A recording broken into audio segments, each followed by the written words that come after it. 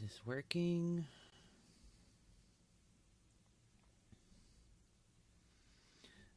I wonder if anybody can hear me. I wonder. Alright, share.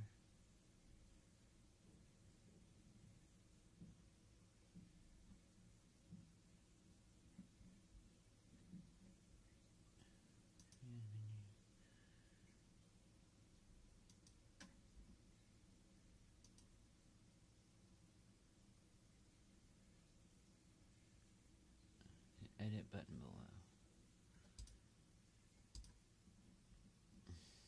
What edit button below? For real, like, I don't see.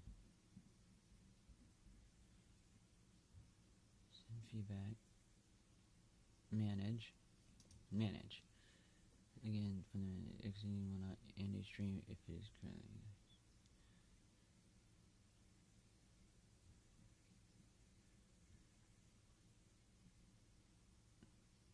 Cancel.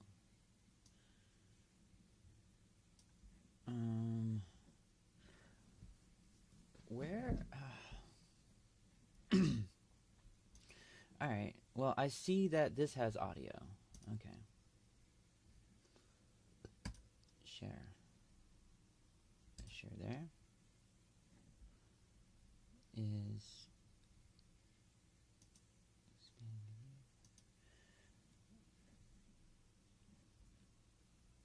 Let's see if I can, like, find myself. I'm like...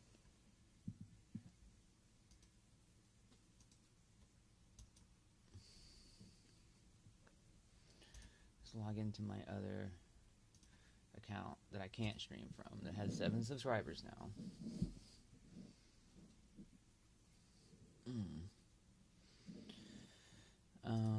So... What did I title this thing? Bitcoin market analysis with astrology. Let's see if I can. Bitcoin market analysis.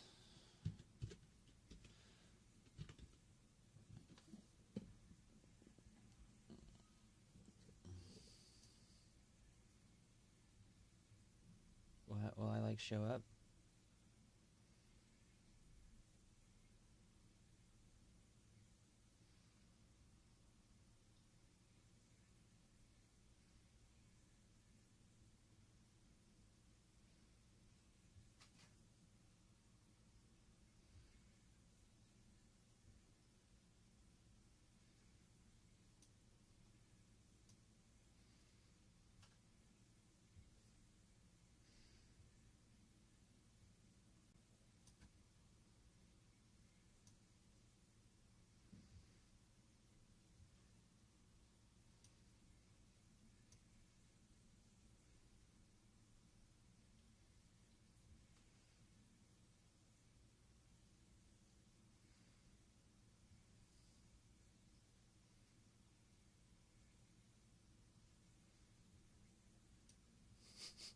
Wow, there's like so many of these things. How am I going to stand out? I don't know if I'm actually streaming.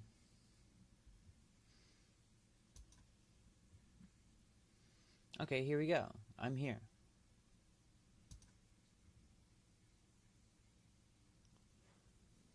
Okay, here we go.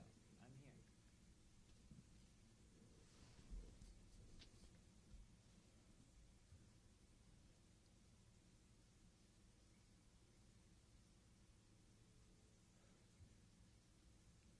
This is funny. I love watching myself watch myself into infinity. I love watching myself watch myself into infinity. Oh my god, this is weird.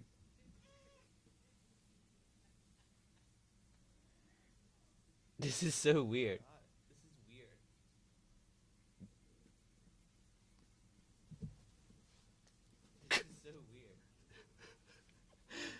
Okay. I have to stop doing this.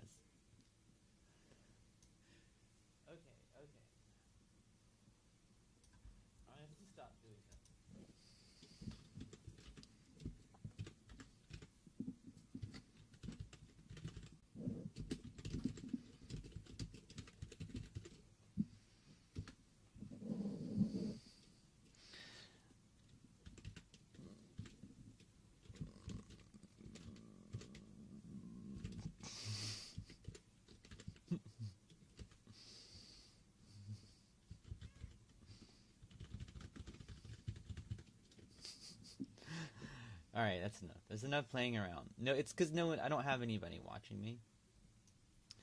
I have 6 subscribers, but I don't think... There's enough playing around. No, it's because no one, I don't have anybody watching me. Alright, I had to turn off my own thing. Okay. This is me looking at me making my video.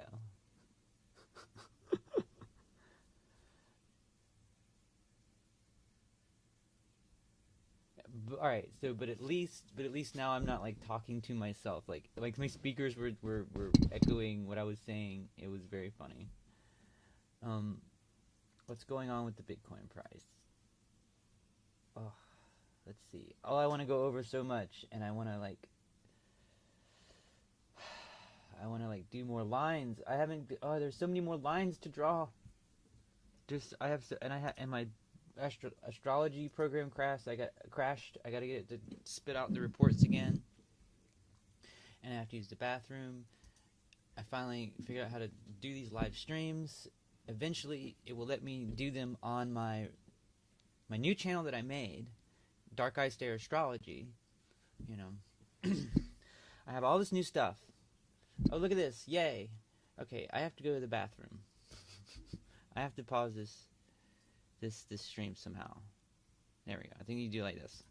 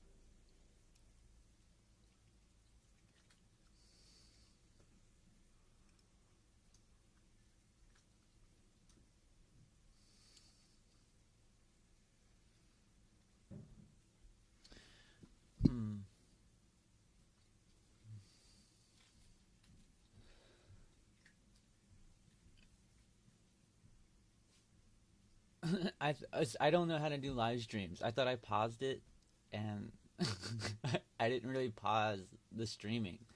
I paused the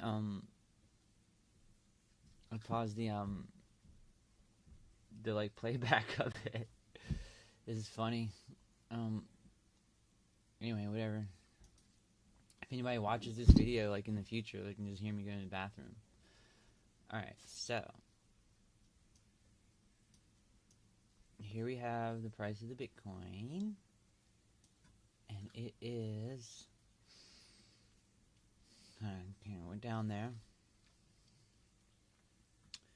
This was this was my Mars trine Jupiter line here. Kind of brought it up. I feel like there was more action. There's always more elements at play. There's like something up here that's like a triangle down, you know. I guarantee you. So let's see. 8 o'clock. we have this. Alright, so we need to... What should we be looking at? Should we be looking in days? Should we be looking at everything like I was before in the other video? Trying to see every little tiny thing? Well, maybe we'll kind of start there and then we'll work back out. Or no, but no, I learned from that. What else do we have? This is why I wrote stuff down on a piece of paper last night. I wrote stuff down on a piece of paper. Where is my writing utensil? Ah, that fell apart. Alright. Ugh. Here we go. Can I write with this? I can write with this. Alright, so we have... What do I have that I didn't plot? That's important that I didn't plot. I plotted everything that was important. So let's just draw from... Alright, now. Date options relative to current date. Relative to radix chart.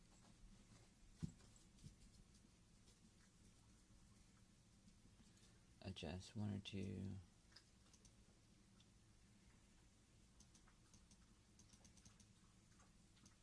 About 5. Let's look at a week.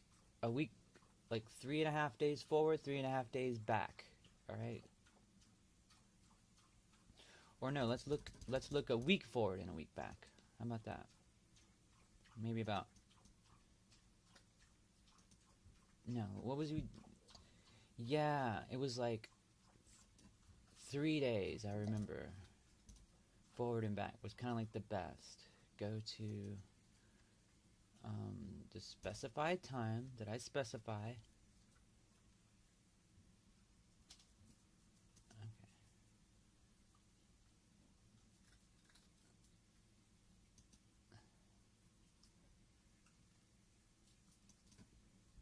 Alright, which is now.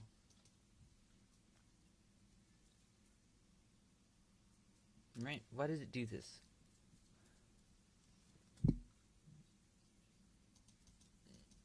Three.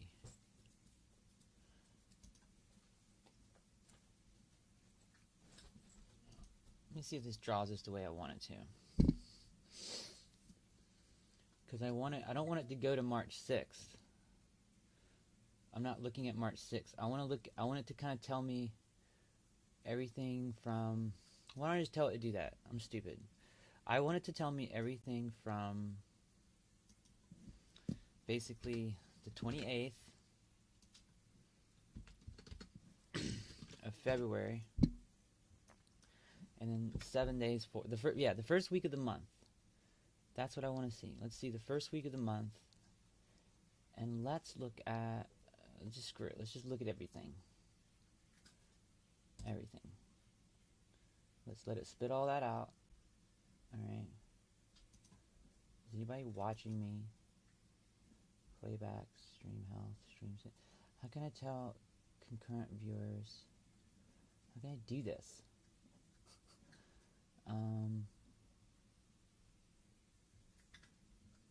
I like how that was me. It was my one viewer. It was funny.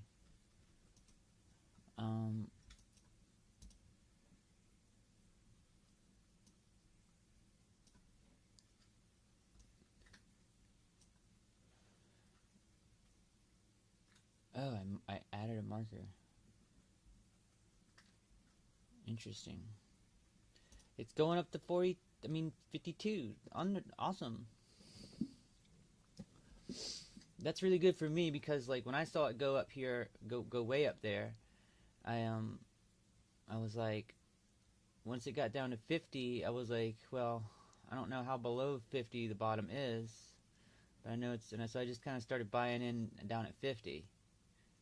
You know, and I kind of bought down to 46, and then I kind of stopped because I was just like, well, how far are you gonna go? It started to get a little scary, you know, because it went down like $10,000. So I'm like, you know, I'm like, I was like, that's got to be, where's the bottom? Like, you know, I don't know. You always, that's why I started doing this. Because, oh, I was like, what's going on? Why did it just snap back? It's because, like, we're done. Um, so yeah, let's look at the EXL events. All right. Now let's try and find one that that ends in front of us, that is significant. All right. Let's find something that peaked around 8 a.m. All right. That's what's going to be significant.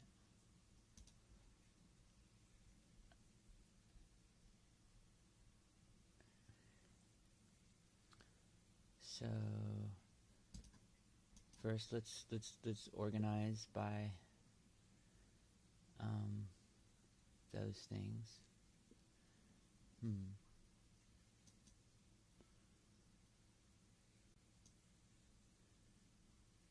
type, aspect, point, EXL.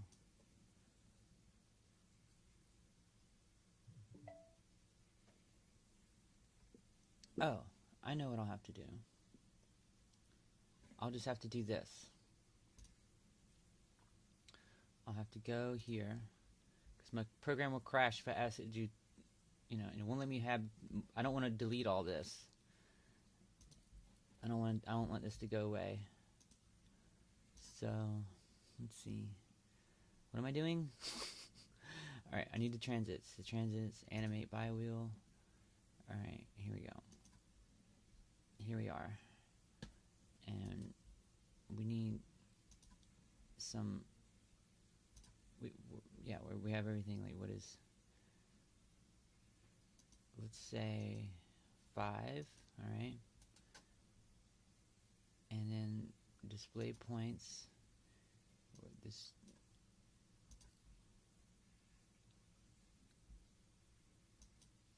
alright. And it should be all the same things. Correct.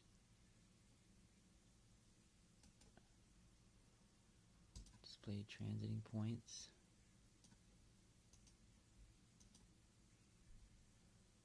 Okay.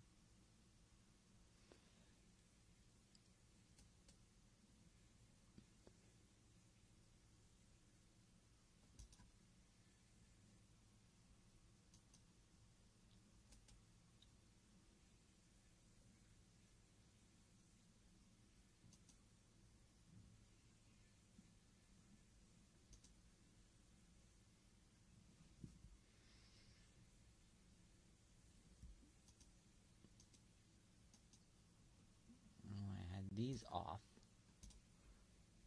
You know, these things I don't mess with. I haven't learned these things yet, so it's like if I were to see those, I wouldn't know how to interpret them.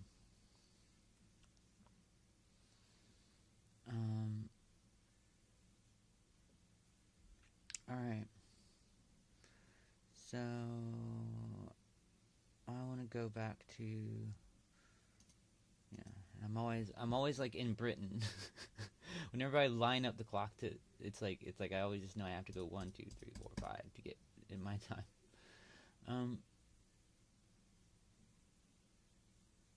But we want to go back to 8 a.m. That's what we want to see. All right. What was happening? Look at this. What was happening at 8 a.m.?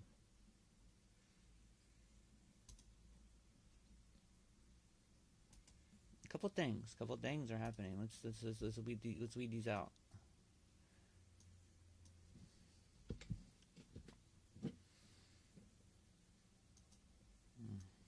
Three.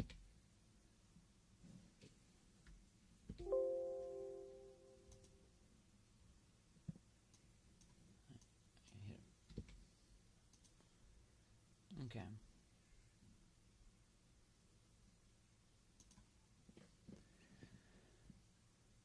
So we had that going on. 8:20. I mean 8:30. That was kind of happening.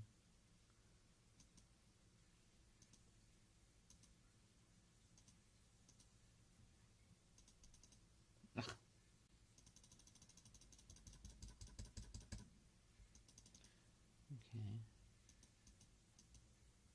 Oh, I forgot.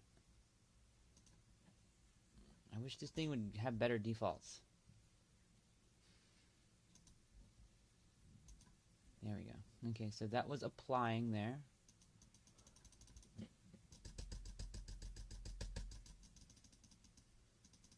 It's still applying. It doesn't break.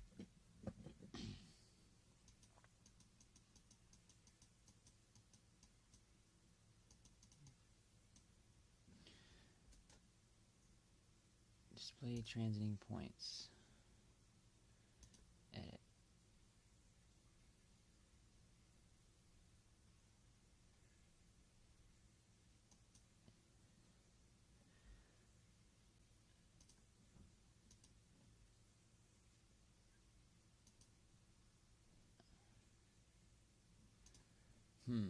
It's like I want to. It's like I want to say. I want to say something very specific. I want to act like there's like some kind of very specific event that happens at 8 o'clock that like kind of like pushes that peak, but it might not be anything specific. You know, specific. You know, what do we have? We have like this. We have this. We have this. We have this. Okay, this wasn't entering energy though. Here we go. Maybe this has something to do with it. Let's draw this line. Moon square natal Pluto. See, now this is a fast transit. This is a fast transit, but it's with a very strong planet. So it's this planet is going to increase the whole orb of this. So when I look at this, I'm like, well, the moon.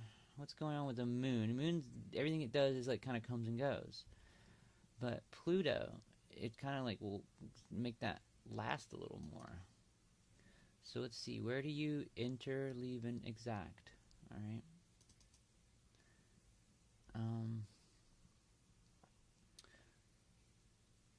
I'm stupid. I'm looking at the wrong frickin' day. I'm looking at days ago. Where are we at? I only have those old values to reference back to usually. I'm not living in the past. We wanted to see here. March 3rd, 8 a.m. What's going on? Okay, here we go. Oh, look at that. Yeah, okay, so this is Vulcan.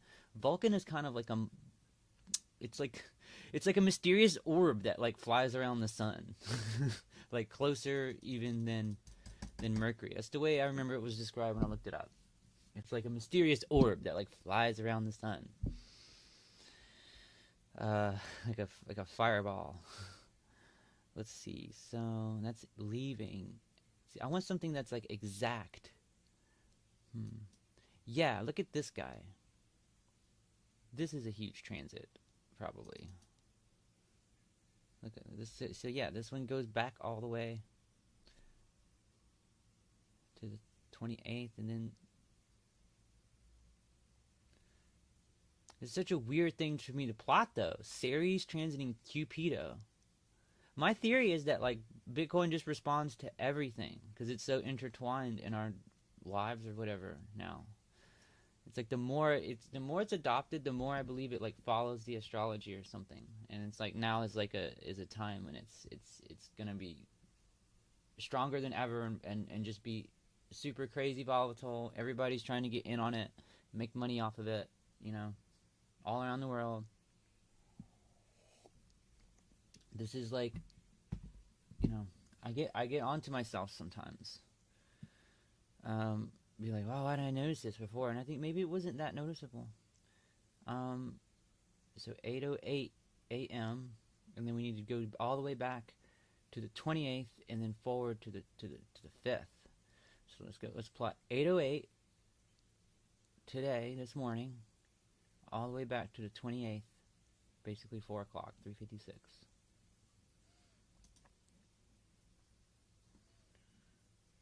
All right, so a little line here. Is there one that's like let me do this like easier. Like, what is this? What is this one? Elliott triangle waves, time cycle, sine line. Is that the one I want? Like, woo. No, I don't want that. I mean, maybe I want that.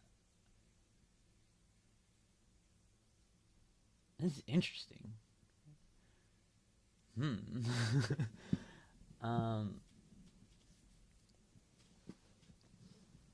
Yeah, actually.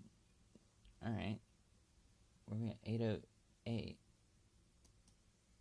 Alright. So.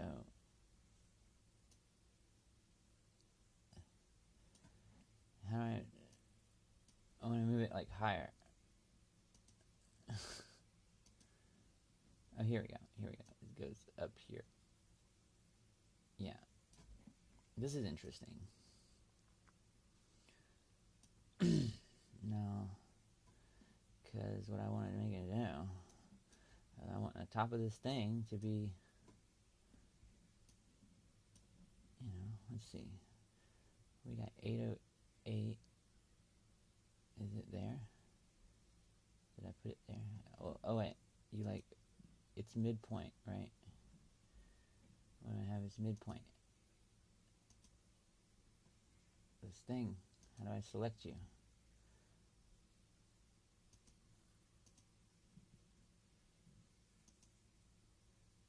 This is what I get for trying to use a new line thing that I don't understand how to use yet. Okay. Let's just delete this thing. I don't know how to use that yet. Let's just stick with my... What, this one? I just want one that like will help me connect the lines better without having to like... times 3, like...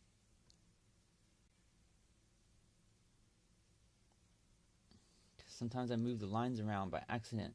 Ugh. This I could just play with. Alright.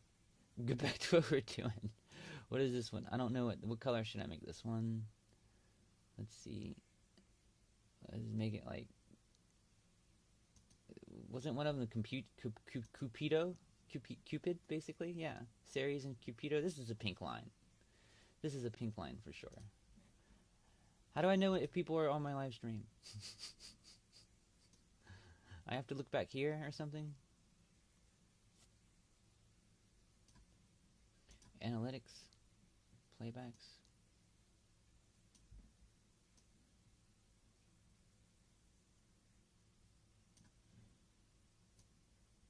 Concurrent viewers. I don't know.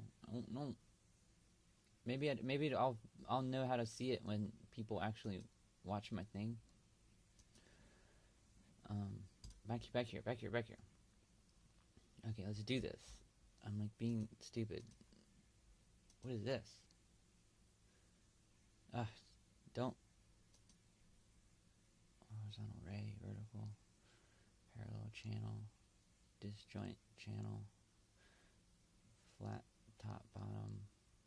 Let's do a regular trend line. It's just not one thing at a time. Darn it. I didn't mean to do that. Okay. We're at 808, right? 808, 809 maybe. So yeah, this is not... Is this like a negative thing? Or is it like... Put it there. Alright. And then we want to go backward to 3:56 p.m. February 28th.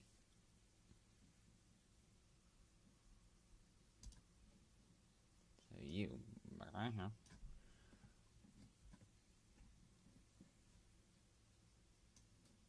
Drag it over here and just get a little smaller. And come over here. Oh yeah. Let's get to the 28th. Hey, where'd you go? Get down here. Down here.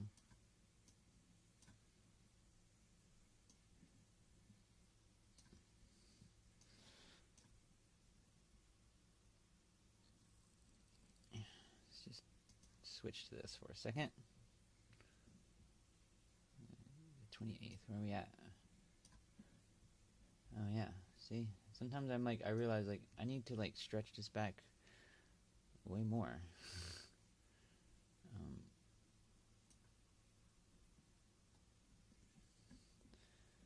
You forget how you're looking at stuff. Okay, so this is a positive thing.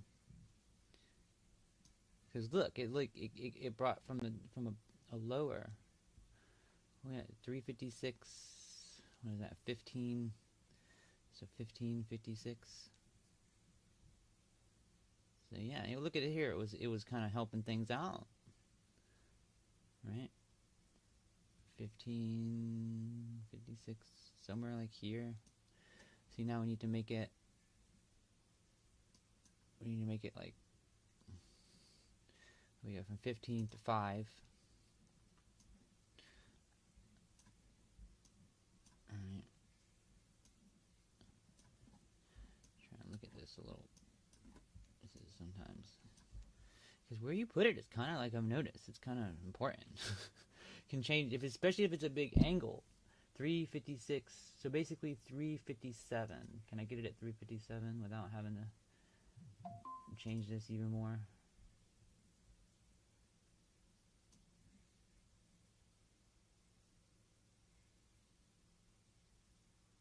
No, wait a minute. It's 1557. Look at this. Look at you. And that's okay. So it's like here. It's like there. So in that little thing.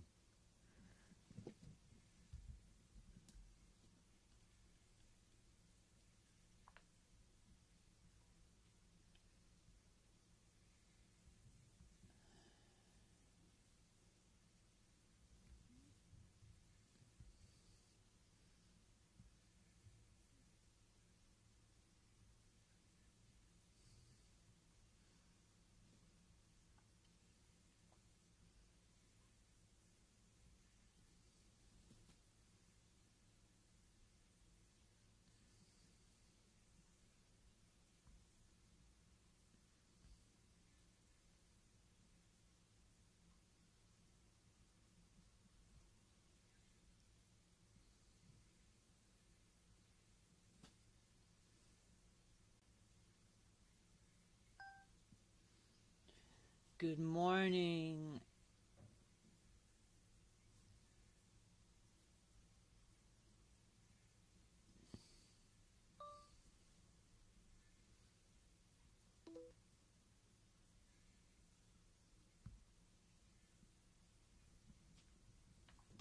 Okay, sorry.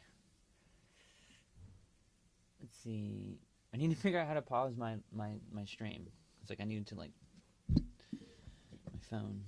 I don't know how to do this. Let's see. Not this. I'm learning how to do this. I'm not gonna say I don't know how to do it because I know how to do something now. I feel. Look at this. Ugh. Look. I love when I do this and I draw it from a point or another point and I'm like, look at it. It's kind of like it's kind of hitting a lot of things in a row. You know. And then boom, it hits there. And then where else? Boom, it hits there. You know. Why did I just move? Ah, that's what I'm saying. When I'm like, I move my lines by accident, and I catch myself all the time. I guess it's not, and this, I'm not done with this. This has a down part of its triangle. I haven't really figured out. So I'm not done with that one. What was it? Yeah, it was like 3. Moving my lines. I need to get like a software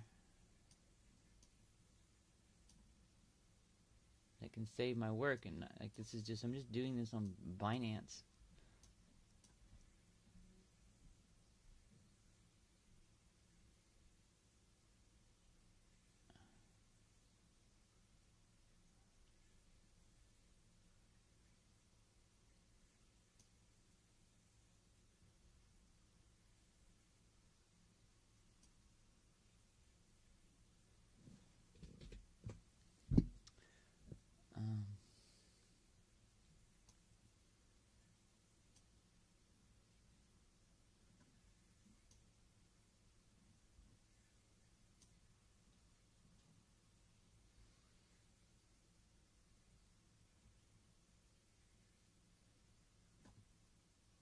Okay.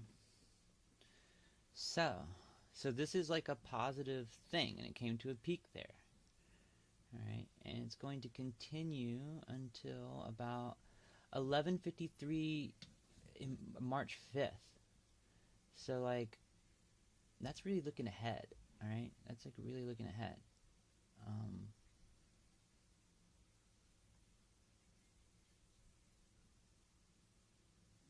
how do we?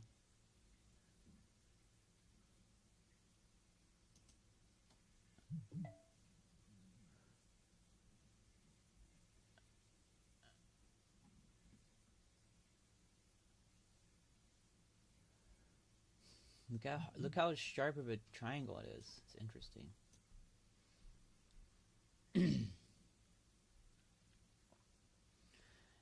Yeah, what is it? What is that line that I drew? Right? And I was like, what is this? It's just kind of like it started here. It was like a little bump. It's like, this one's weird. And here we have this one. And I plotted it out all the way. This one I tried to plot all the way out. This was something I plotted. I can't remember what it was. So we're going to the 5th. Alright. We're going to the 5th, and what time? 11:53.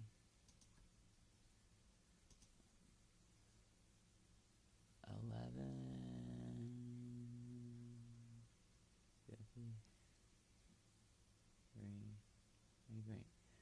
Basically, like there.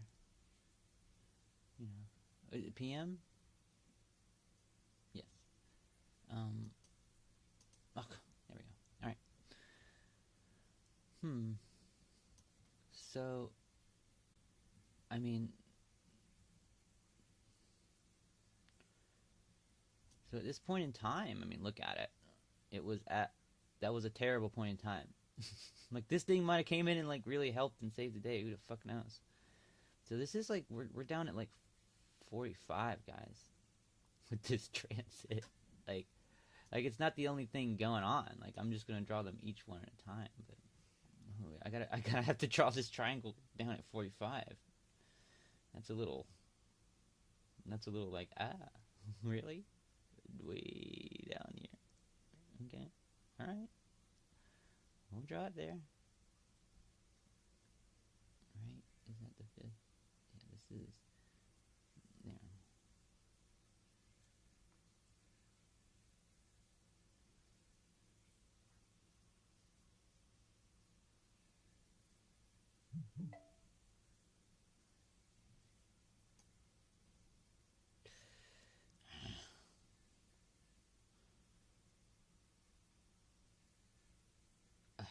Why is this moving around wrong?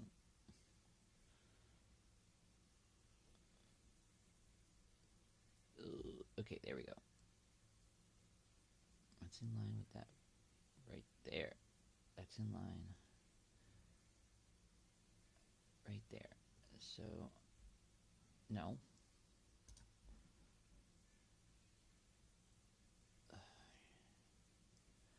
Where is that? There.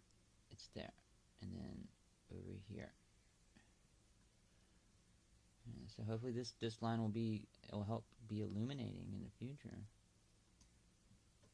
I'll get you up here. And of course, this box is in my way.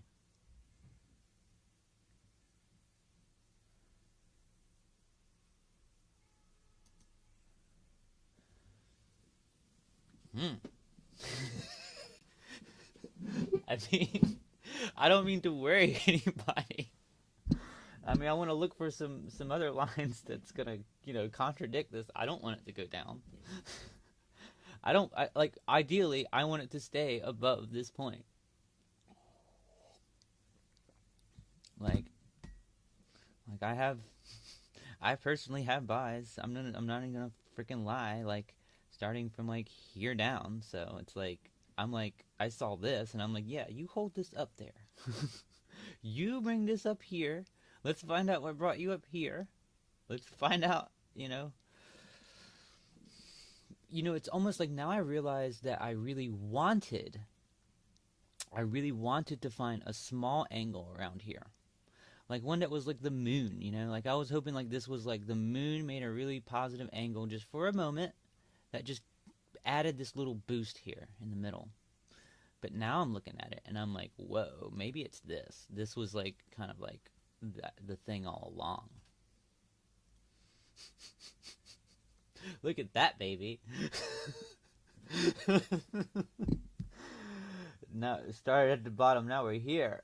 Like that. This triangle was close to that bottom. Like that's a little scary. So that means like here's the get ready for some more 43. But it's like, you know, what was here? What was here that was a huge transit? It's like, you know, there's an upside down triangle that's like goes from here to here to here, you know, and then there's more stuff going on that I haven't looked at.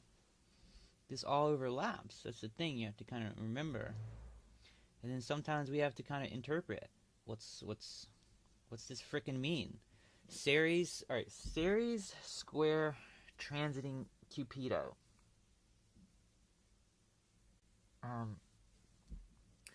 Like this is how I learn astrology, guys. You want to see how I learn astrology? I just Google it.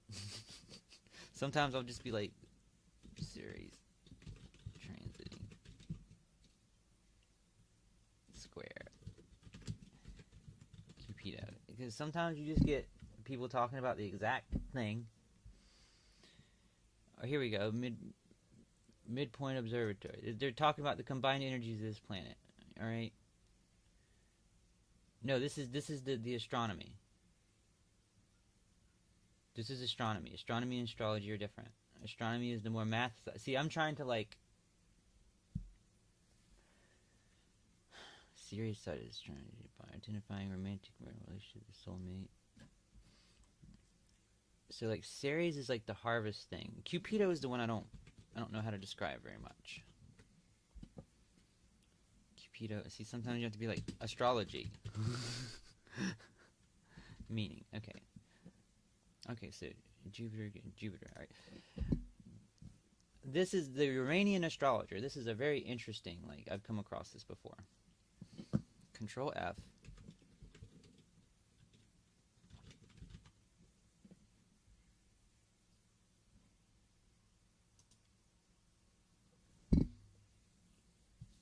Companionship and partnerships are the main component. Organization, family, social relations, clubs, corporation, many different kind of structural partnerships. And since Venus also deals with the aesthetic beauty and art, Cupido can also manifest a cooperative creative ventures. So do we have a lot of like tech people investing? Do we have a lot of creative? I see like structural partnerships. Now we're talking Bitcoin. We're talking the current state of Bitcoin right now for sure. Partnerships. Okay. All right. I'm not going to get into their thing like, and then they're going to break it down with like Madonna and stuff, and I don't, whatever. I'm not gonna read all that, but that to me was very illuminating. That's very illuminating because like Ceres, Ceres is like has to do with like harvest, harvest. They're taking their it's a partnership to take profits. Right? The natural world, the rhythms of the seasons, womanhood, fertility, parenting, and reproduction, fostering into her themes are unconditional love, relationships between parents and children, all issues, devotion, attachment, separation, sacrifice, loss, and grief. Oh.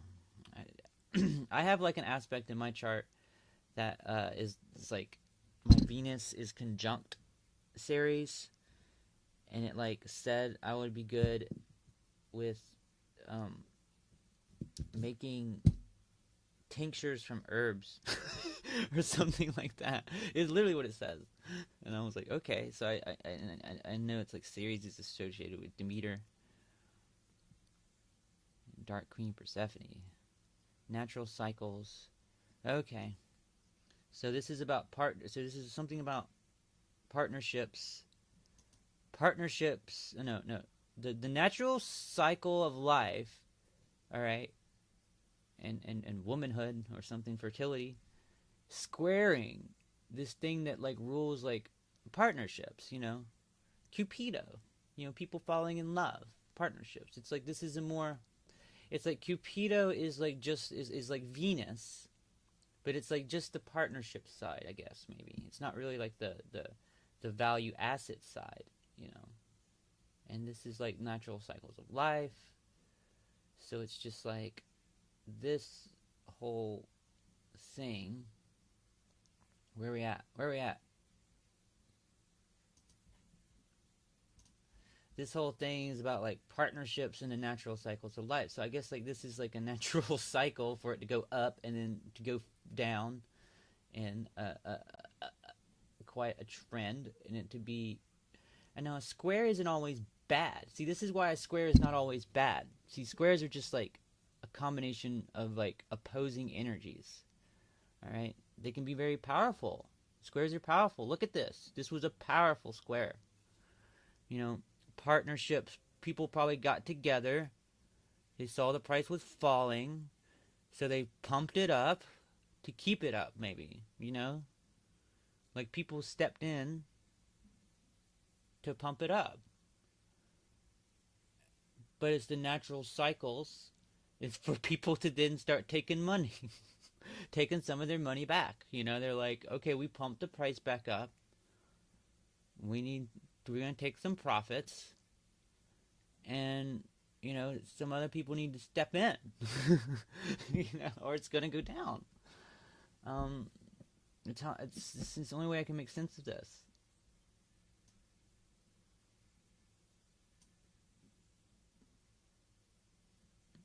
That was fun.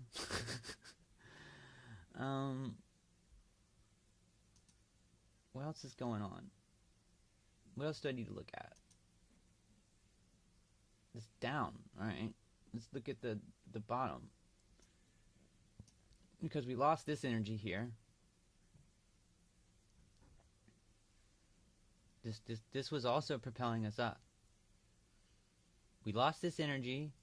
This is like leaving, right? This here, I don't know what this has got. Maybe it has, I don't know where it's going to terminate, you know. We'll see. We'll try and dial it in as it gets closer, and we'll kind of go off some of the other points. That's how I'm doing this. Eventually we'll see how these things work over time, and maybe we can make our prediction stronger. Yeah, I had this here. So then, like, let's see. So what do we want to know? Like, is this a bunch of like this dicey stuff? Okay.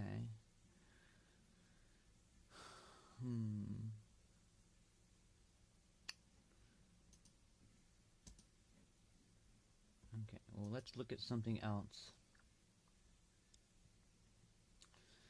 Let's look at something else that like looks big. Okay. I just want to look at the big things. I turned like everything on like an idiot. But I'm glad, because I didn't really think to include some things like Cupido and Ceres together, like transiting Ceres to the radix, the natal. I mean, this computer calls natal things radix, and it's kind of got me saying it. Radix, rad. Anyway, what am I doing?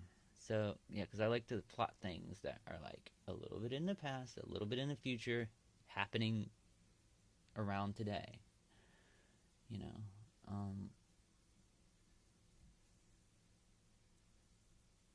Let's see, what else we got here? Third, that's already done. The third, that's already done.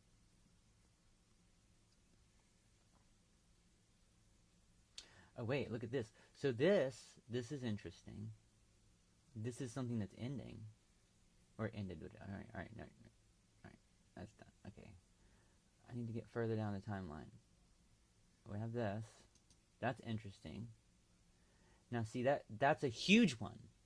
See that B, that means it's like this entered like before the 28th. And the leaving, oh yeah, this even like hit already, and so maybe this is what I should draw. But I have to put out a new report to see where its hit point and its enter point was. See, like that's a huge one. That's huge. It's Jupiter and Pluto.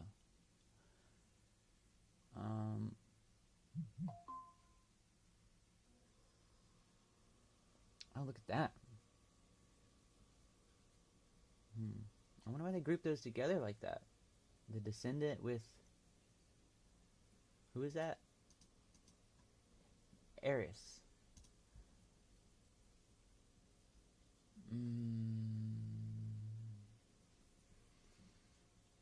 All these things where it's like these are ginormous transits.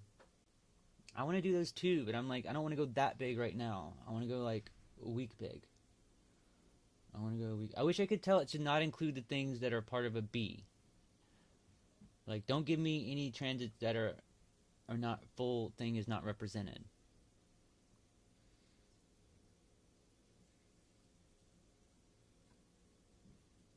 See, even that one. Oh, I'm stupid because those are all in the beginning. No wonder.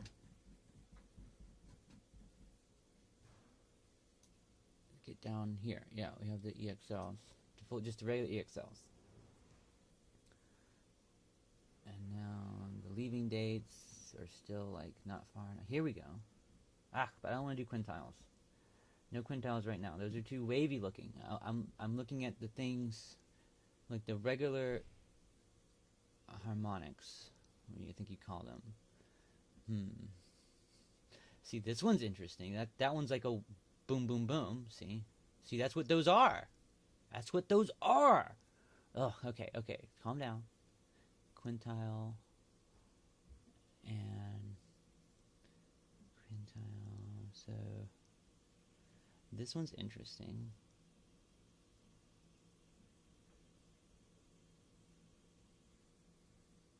I need to do these reports different. This is too much sifting through information.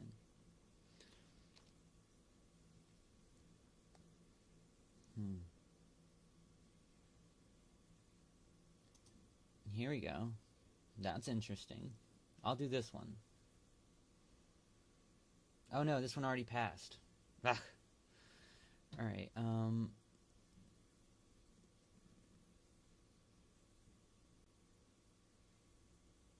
I want to get another good one. Another good big one. Let's see. Okay.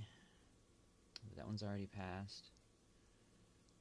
1, 3, and 4.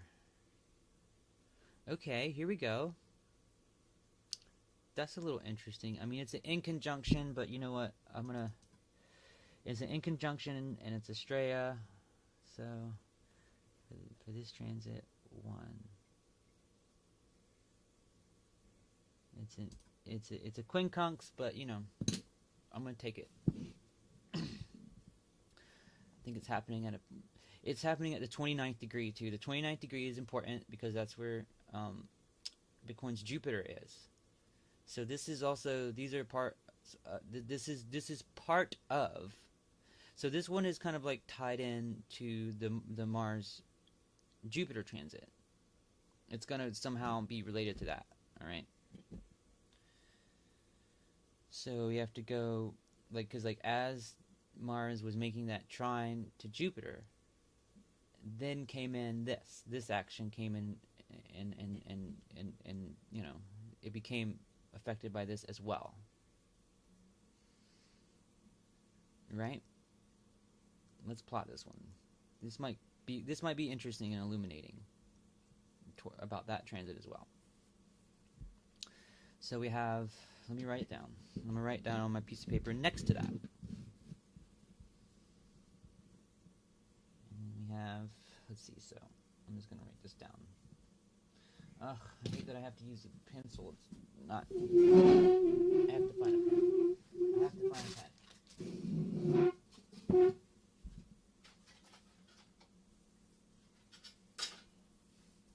Found a pen.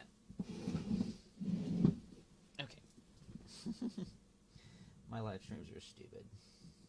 Alright, in conjunction, and then EXL, in conjunction with Astraya.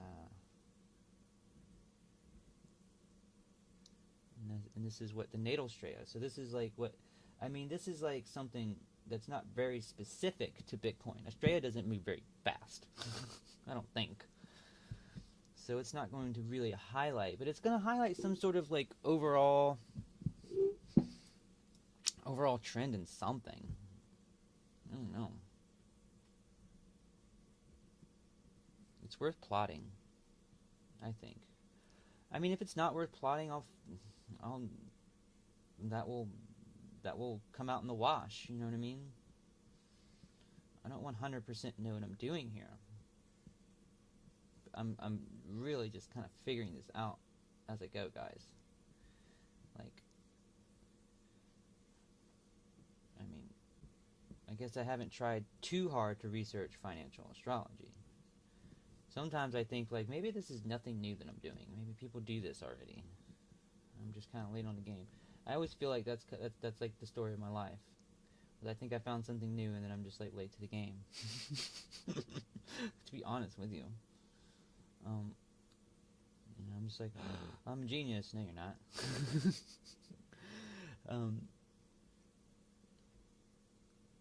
Life lessons. All right, I have this written down, so I don't have to keep opening this up, because I'll keep having to open this back up as I'm trying to draw it. I need to be more efficient. All right. Now, and we need to draw. Oh yeah, and it's important. We do need to like build off of things that are related to this, because these two purple, this little array that I have. I guess I should delete this, because this part proved itself to be irrelevant. Purple is the Mars trine Jupiter, and now we're going to draw Mars quincunx, or in conjunction, same thing, to Astraya. And we're going to start at 728 on March 1st. Alright, March 1st. So, oh yeah, that was 7, that's 19, right? 19. Let's see. No, okay. I keep doing this. I keep forgetting I have this, like, 20 a.m. 7:28.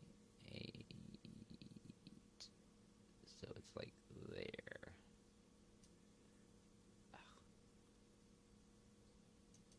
There. Alright, and then it's 3:03 is its peak point, 1 a.m. this morning. See, I like this one. This one seemed relative. Give me this 3, 1 a.m. Where's 1? Okay, so it's part of this little climb. Is that what's going on? That's what I'm saying.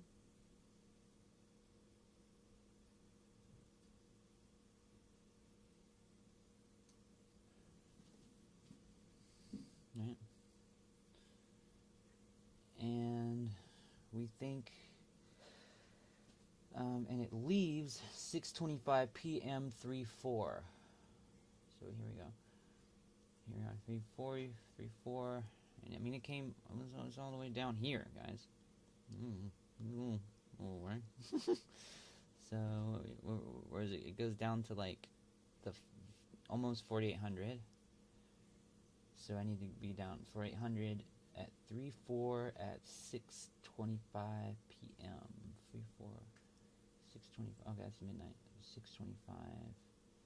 What is that? That's 8. It's gonna be 18:25, right? I forgot.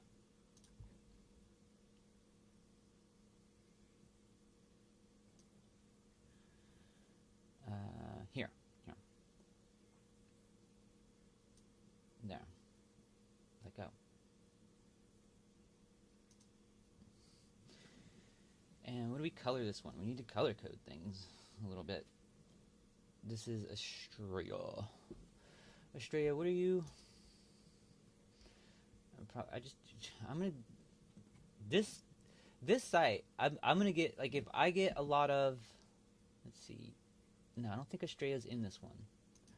Uranian astrologer. Uranian astrology is interesting. I need to study that. I just got an email back from that person that runs that site to teach me. Not them, but whoever they know is good to learn that kind of stuff from.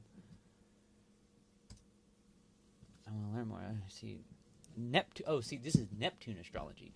Maintains that Estrella represents moral values, reasoning, and good judgment, and she suggests that Estrella in the natal chart shows how we weigh up the options and choose the best course of action for us that fits into our moral values and benefits and beliefs.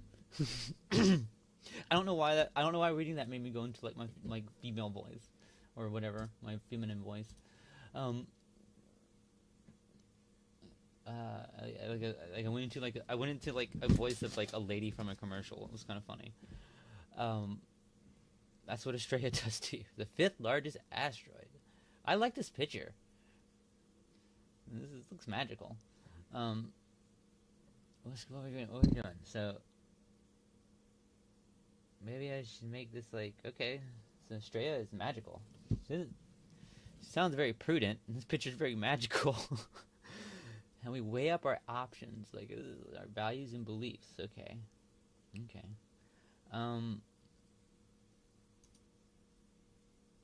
What is this? I'm clicked on this. Okay. So what color are we gonna make her? With Mars. So, no, I'm clicking that thing. I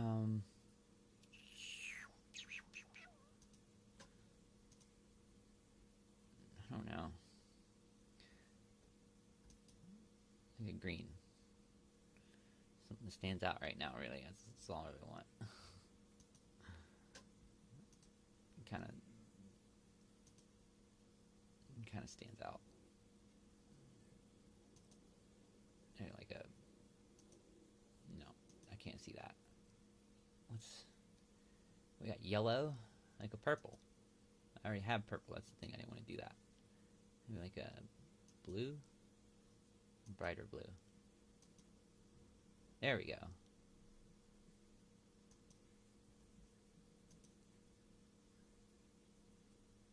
Which one did I just pick? All right.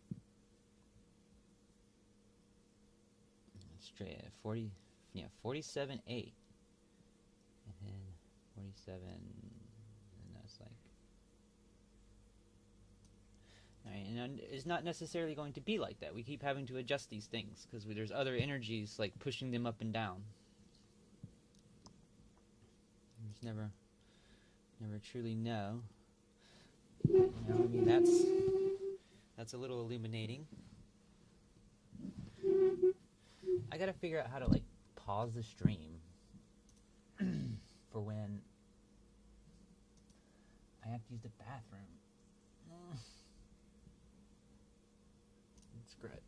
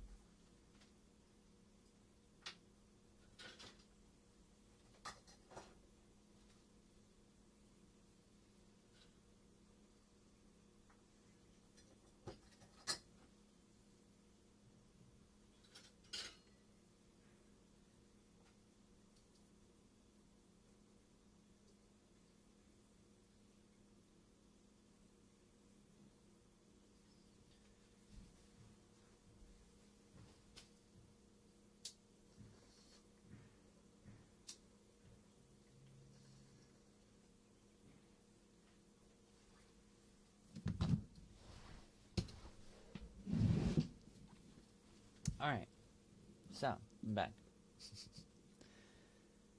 And yeah, we have these lines here. I drew for this Estrella transit.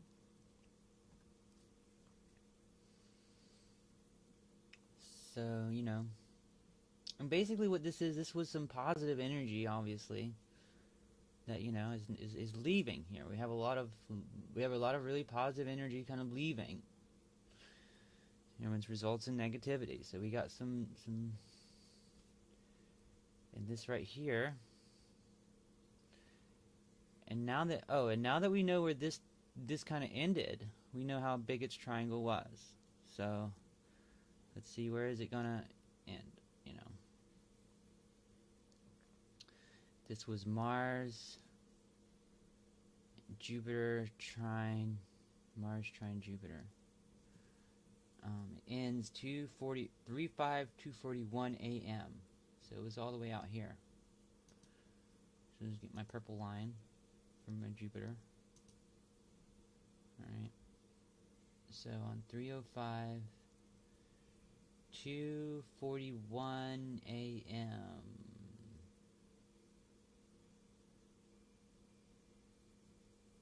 And then what was the price it was at when it started? It was like 48 or something. It kind of hits that line right there. That's kind of interesting.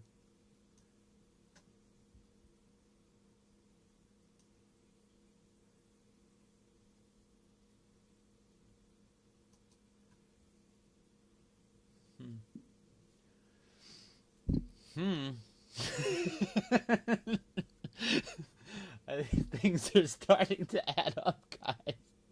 I don't know. It's like, it's looking like maybe top of a mountain here.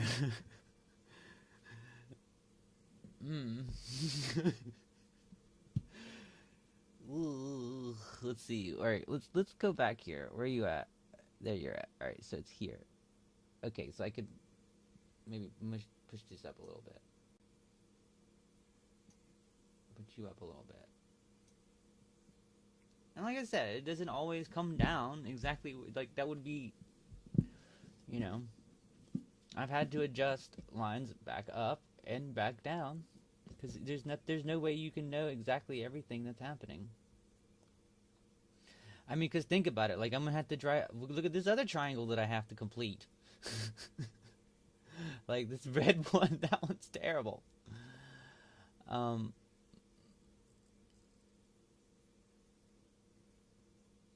But you never know. Like, maybe this is a line that, since it's like a negative aspect. And what was this? Oh, no, okay. Okay, good, yeah. Actually.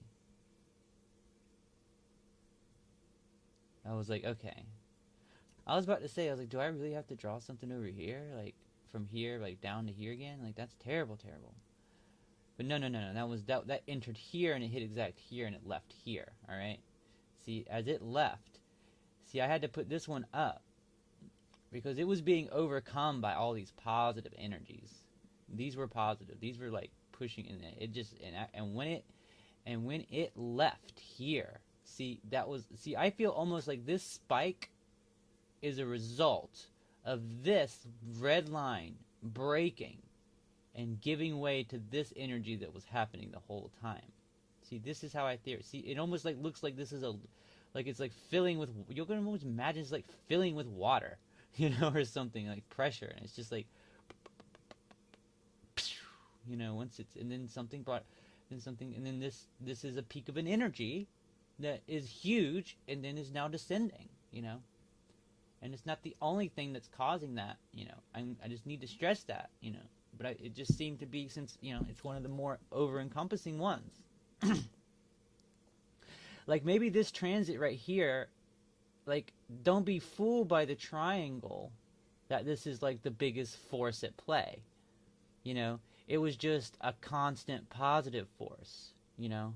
Like, maybe this triangle wouldn't be as big as it is if it wasn't for, like, this coming in. You know, like this, I feel like this was the most powerful transit that I have looked at so far. Mars trine Jupiter, the Bitcoin Jupiter. Like that's powerful to me. Like to me, I expected that to be up here, but it wasn't. But this, you know, like for instance, like maybe like this is the true triangle of Mars square Jupiter, you know, but like this, the power of this thing was only really present here. Maybe it's like maybe it's like so low, it's such a low energy transit, but it's positive. Like it was being weighed down by this thing, you know, in the beginning. This line was like still, this line was breaking, but its energy was like so strong that it was really screwing things up. What was this? Was this that says quadrate thing?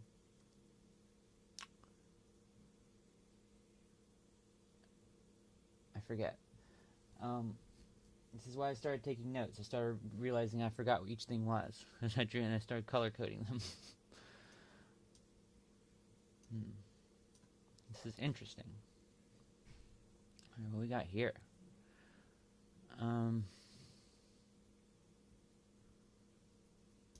Alright, so that was good. I like that. That was illuminating. What else do we have? Alright, so that was the in conjunction, and then we have this. And it seems like that if I plotted that one would probably show very significant, even though it's short. It does span over 3 hours.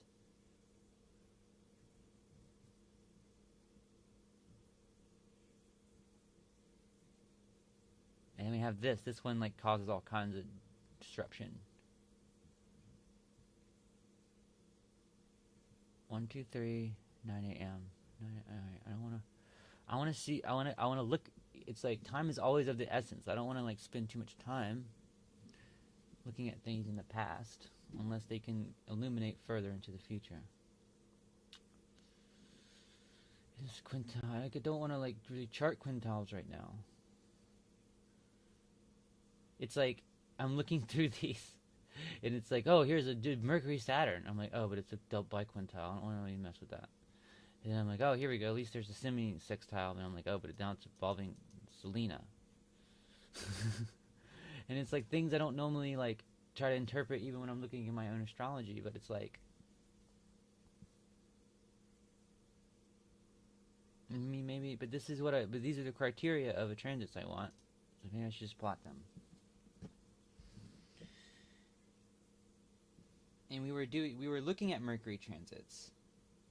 You know, I think I was just talking about one. Right? That big red line. I think that big red line was either. Oh, I think that big red line was That was Mars says could quadrate the natal sun. That's what that big red line was. So that was very significant. That was a strong red line. That whole in conjunction with Estrella, that looked positive. Or what was it? What did I say? Cupido and Estrella? I didn't write it down. See? I didn't do that.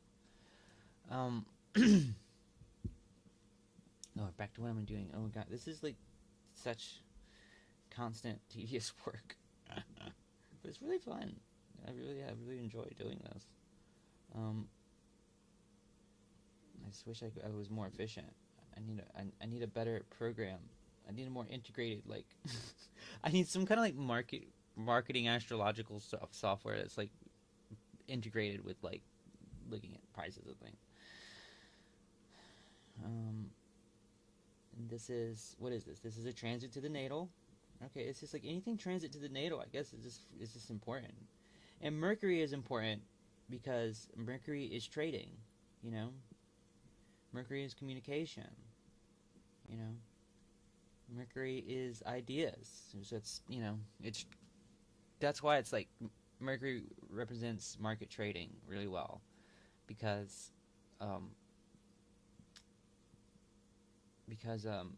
it's communication and it's ideas. So it's like you're just when you're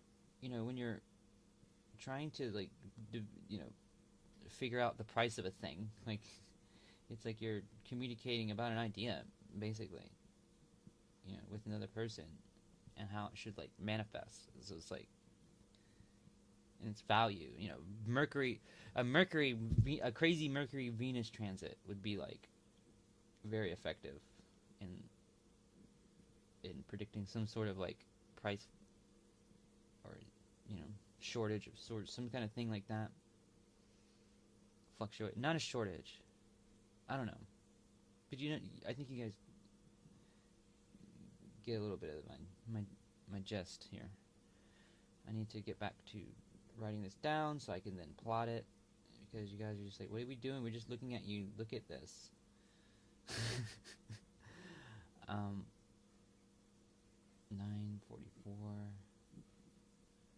What is this? PM, AM. PPM. This is gonna be so long. No one's gonna watch this mess. I'm gonna have to like go back and cut these up, because I want these things I'm doing to eventually be like teaching tools or something. I don't know. Anyway, let's plot this thing. So this is Mercury. Maybe I should just code everything. For some reason, I like want to make Mercury things kind of orange. Let's see. Mercury is kind of orange to me.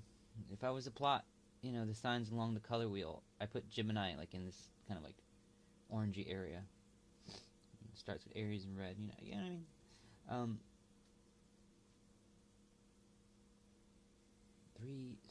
3-2. The peak was at 3-2-9-44. So where are we at 9:44? 9:44 is 21:44 here. 21:45. So it's down there in that little trough here. All right. Let's just put this here. Alright, and then it goes to 3:14 p.m. And it's like here. Okay. 15. It's like there. Or something, yeah. I'm getting sloppier with my lines. The more I make, the less. And then it's going to go to 3:41:45 a.m.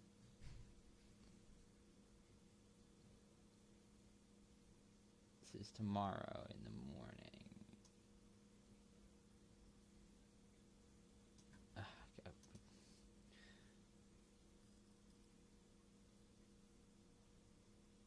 In the wee hours of the morning. Alright. Go here.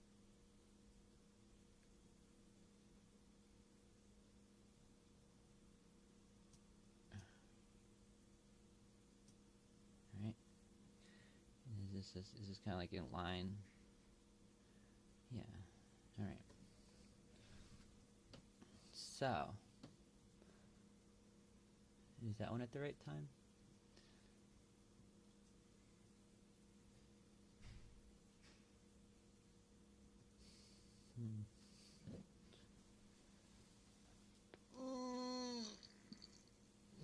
I am definitely drawing just like what looks like it going down, guys. Just drawing these lines. Just drawing the lines, drawing the lines. Alright. Let's see here. What else we got? That I think is worth drawing. Skipped over some ones. It's like the thing is I don't want to really mess with the green ones and the light blue ones, because to me, whenever I look back at those transits, like they're just like really wavy, like maybe that sine wave thing. I don't know, whatever. I'm not screwing with those yet. 135. Oh yeah, there we go. There's that thing. See, let's see, this is what they do. They even go in and out, like literally. Um, Here we go. Oh well, this is interesting though. I want to plot this because this is Mars to Mars biquintile. Very, very intriguing to me. Like the Bitcoin Mars is supposed to be like important. It's like Mars in Capricorn. It's exalted. It has an exalted Mars, and apparently, Mars is not supposed to like Taurus. So, Mars isn't like Taurus. Taurus is like slow and steady, and Mars is like by Aries. So it's like they're even though Aries and Taurus are right next to each other on the wheel. A lot of times, they're like neighbors. It's like like your neighbors for a reason. Like you don't live together in the same house. There's a border for a reason. You can live next to each other. There is a blending of energy between you, but for the most part, you need to be separate. That's because it's just like an in conjunction. It's two things that don't exactly work at the same time. They're next to each other on the wheel, but they don't possess the same qualities. Here we have a planet that is ruled by a sign that is Earth and fixed, and then its other ruler is water and fixed, Scorpio. And they're both like yin signs, or feminine, or receptive, or that duality, whereas Mars is ruled by well, I'm sorry. What was I saying? I got that confused. That's actually what they have in common. I was like thinking along those lines and then I mixed it up. That is what's interesting, I think. Mars is also ruled by Scorpio, which is fixed and yin instead of or receptive or feminine, just like Taurus. But it's its opposite. Oh, see the other ruler of Mars that would have something in common with Taurus is its opposite. Right? Isn't that kind of ironic? Anyway. So yeah. It's in detriment. It's opposite one of its rulers. So this is probably something negative that I'm going to draw if I was to take a guess. But then again, quintiles are like interesting. They're gifts. And so are biquintiles. And biquintile is a double gift?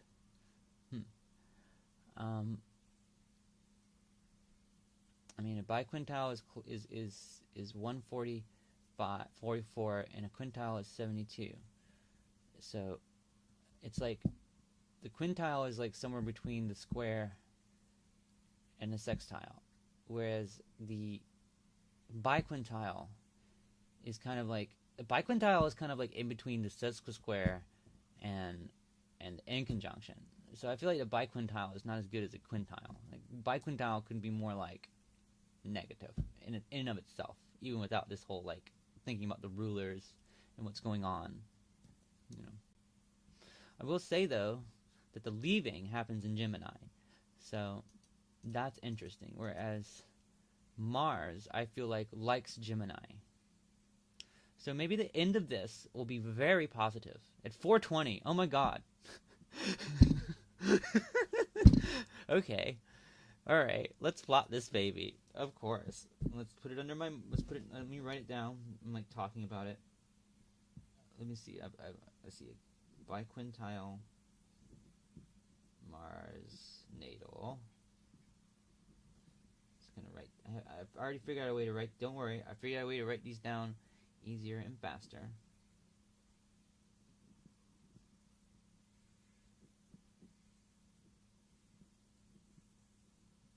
And the times are 5, 10, 4, 26:57, 20. What is that? PAAM. There we go. Okay.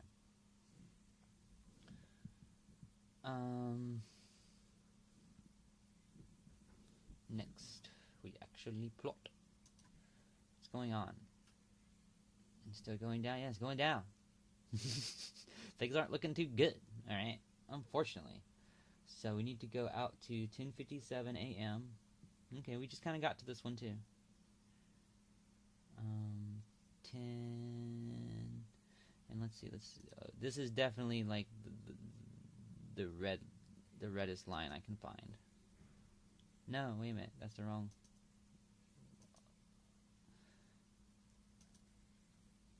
Alright, here we go. Oh, I can make them like thicker and stuff. I think I'll leave them like that.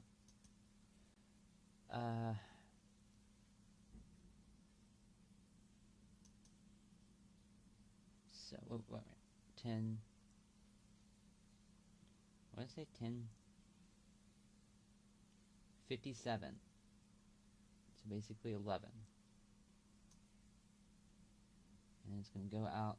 Well, we don't know. We have to see what's been first. 5:26 on the 1st. So 7:30. And then, okay, so it was here. So, I mean, it looks good. Actually, see, what the heck do I know? I'm like, this is bad. And it's just like, no, it's part of the mountain. Dummy. 5:30. Right? Where is that? Is that like there? Yeah, like there. Alright. Alright, so it's gonna go somewhere around here. All the way out to 4:20.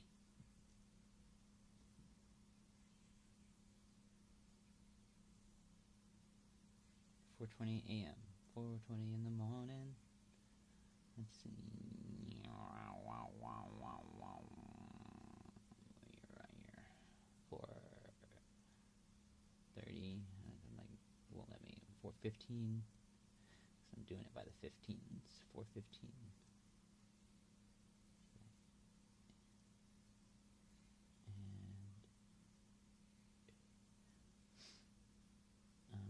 And I was looking at the wrong box. Okay, good. I'm kind of glad. I was like, damn, I don't want to put it all the way down here. Right? Did this move? Did I screw this up? No, this is 3:01 at 7:30. And then, yeah, from here, then we go out to this box. 3:05, 4:15, yeah. Ugh.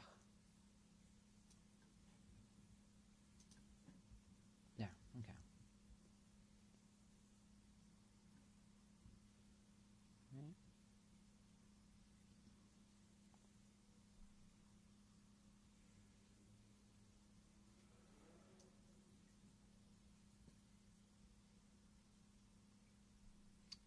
And this is, what was this? This was 3:03, 3:03, 3:11, basically.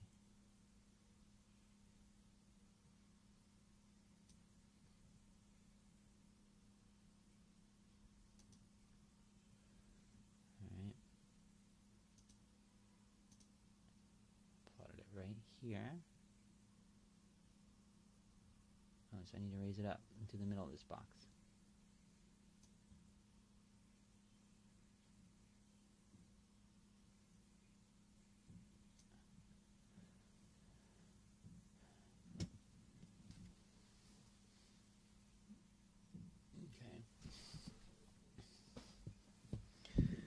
It might be resistance. Is it resistance? But what kind of resistance? That's the trick. We still have more to find out, though. I could be drawing all the wrong lines. You know, these lines might be relevant, but not as relevant. I'm trying to pick ones I think are the most relevant. And see, that was like, I liked the planets, I didn't like the angle. You know what I mean? I was like, well, let's do it. Let's talk about that one. Alright, who else? Who else? Come on, give me someone good. That's done. And then, oh, here we go. Or is this one that this is one that I plotted? Yeah. I plotted this one. Okay. One,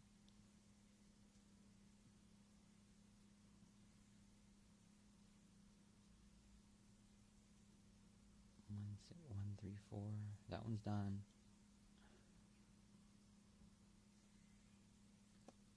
This is interesting. Ah, this one's like huge.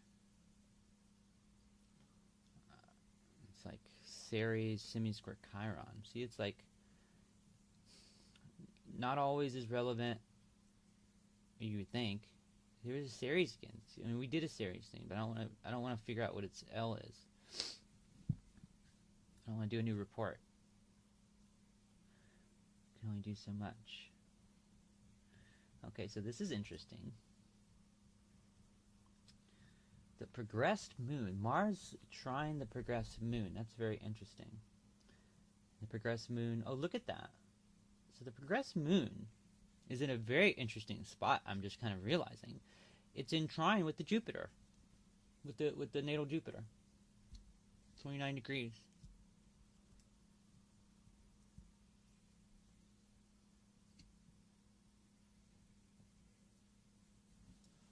Okay, we're going to plot that one for sure. Even though it's, you know, it's a moon transit, but on the right side. Literally. So let's write this one down. I'm kind of like, I think all the Mars transits are the most important ones, apparently. Alright, Mars, let's see. So, trine. And this is on what days? 1, 3, and 5. Okay, okay, cool. I don't even have to write a new column for that. Trine the secondary progressed moon.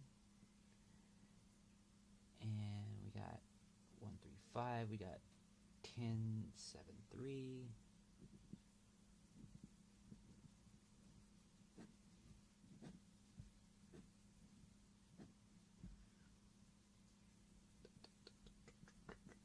And then we got 47, 05, 13.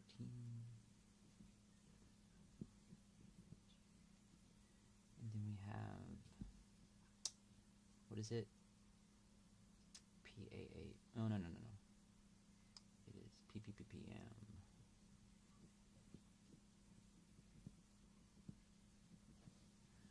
All right. Let's plot this.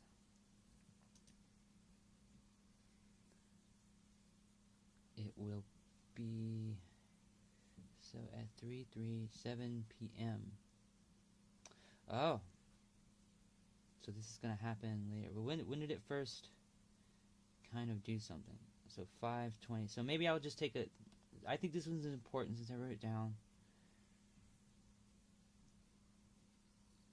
Let's see. So 10:47 p.m. on the 1st. All right. 10:47 p.m. And that will be right here, somewhere here. Right. That's 10:40.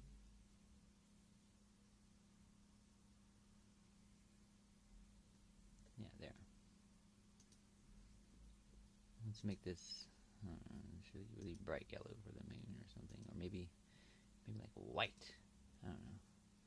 The moon is kind of like a white thing, you know.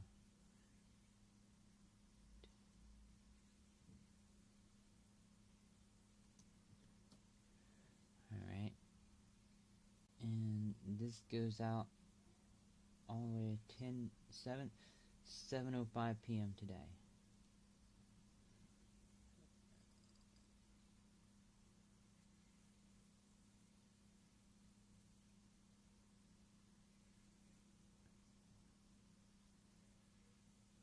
So let's put it, so we have a lot of things drawn. So maybe we should just kind of put it somewhere. Let's see if this is going to be...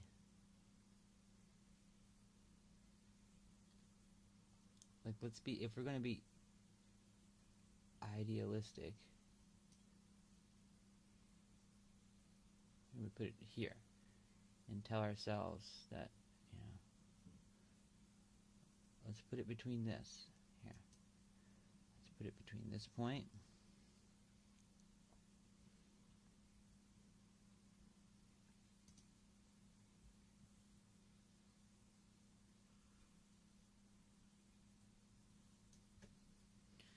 And then we'll put it between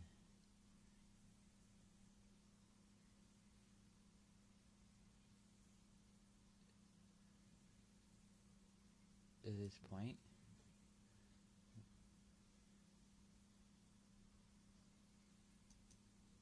These 2 points, right? And then we'll say maybe it also, maybe it'll like be like something that kind of picks us up with the help of this thing, like maybe somewhere in here. You know, that's what we're gonna say for this transit, because I feel like it's gotta have a strong positivity. You know what I mean? Like it's gotta be positive. You know, it's not gonna be like something that like is bringing us down here, below this point. I mean, look, you know, you can tell it's positive because of where the price is at. You know, like it's been active this whole time, and it hasn't been. You know, we have other things that were causing all this. It's clearly been a positive player, but it's going to peak out its energy somewhere along this axis here. Its energy is going to peak out and it's going to start losing, and it is a positive thing. So when a positive thing starts to dissipate, we lose strength. You know, this right here, this to me was positive. You know, it's losing strength at this point. This is where it hit. This is where it's like, you know, this is what's really positive. It's losing strength. Alright? This is going to lose its strength.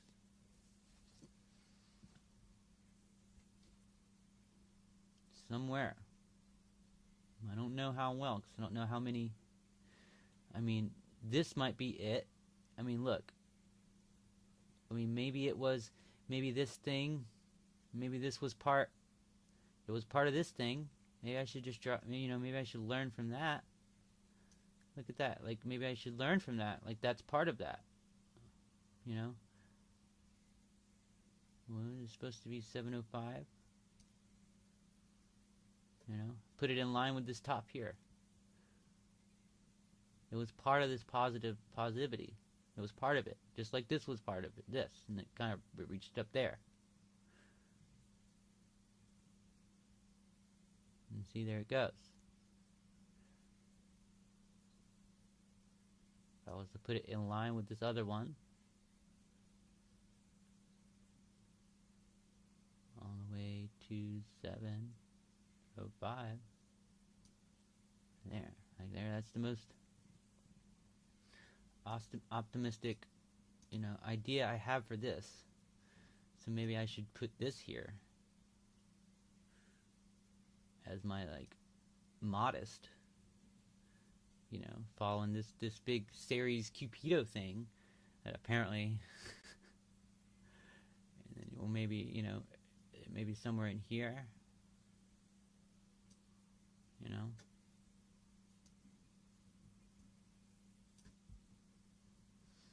So I'm thinking for that.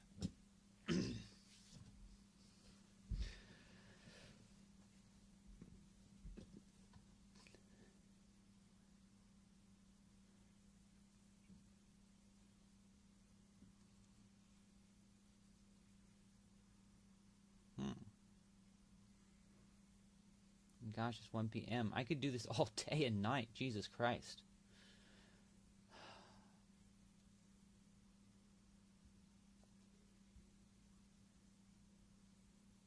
That's it. I'm like, I just love when like things just like graphically line up. Look, like this is kind of strange how like I'm drawing this like this, and like there's these like, I guess these are like order fills or something. It's like marking. I don't know how to read all this exactly, 100%. I just know when like I see graphs like make shapes that look like they make sense. That's just what I do. That's what I like to do with my time. I'm like, graphs that make sense with lines and like. Astrology is just like really like making sense of life with geometry, in a way. So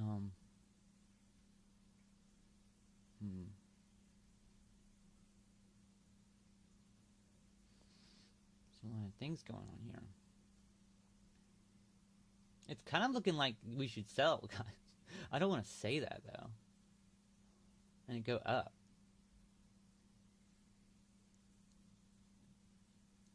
You know, so I can only draw so many lines. It's like I'll draw all these lines and it'll be like negative, negative, negative, negative, and it's just like one of these things that I like wrote off. That I was like, this doesn't, you know, like that Cupido Ceres thing.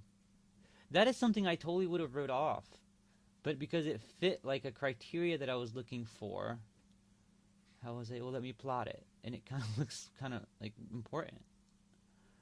So we got that. I plotted that. You know, the only thing like kind of like not significant about this one is the fact that it's the progressed moon. I mean, and that could be more significant. You know, and I feel like I feel like it has a, you know, it has a higher top than its bottom. I mean, it has a higher, yeah. I mean, yeah. It's leaving is higher than it's entering. Honestly, you know what I mean. So it's like it's a triangle, because it's like it starts off in Taurus, and it ends in Gemini. It's like when this thing breaks energy, it's gonna be in a better sign. Oh, but it also, see, this is kind of a mixed kind of thing, because it's like it's going to be in a better sign for the planet, but it was in a better sign for the transit because it was trine, right? And it's no longer like has an Earth energy. It's like an Earth energy with an Earth energy, you know. And then it's going to become a wind and an Earth energy, you know. It's like we go from like, you know, lumping clay together actively, and like, you know, it's like if we were to visualize this, you know, in a way, Mars is, you know, the one that's being like, Mars is like pushing resource. It's like action with like resource value. Not structure. That's Saturn and Capricorn. Like Taurus is value. Taurus is like the value worth side of Venus. You know, and then you have Mercury. I'm sorry, Virgo, who's ruled by Mercury. But not, and we're not talking about Mercury right now. Virgo, who is like this, like very dividing up, like, you know. It's almost like you would imagine Taurus is like when you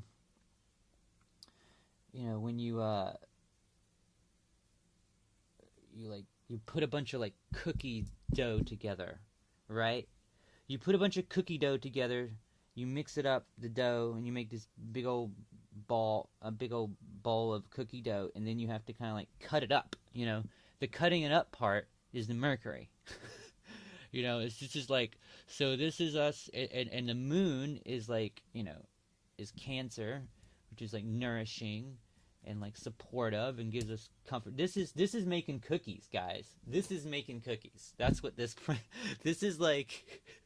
That's what this is. And it's like the final degree of Virgo. So it's like when something's at the final degree of something, it has like maxed it out. So it's like this is a lot of cookies getting really cut up.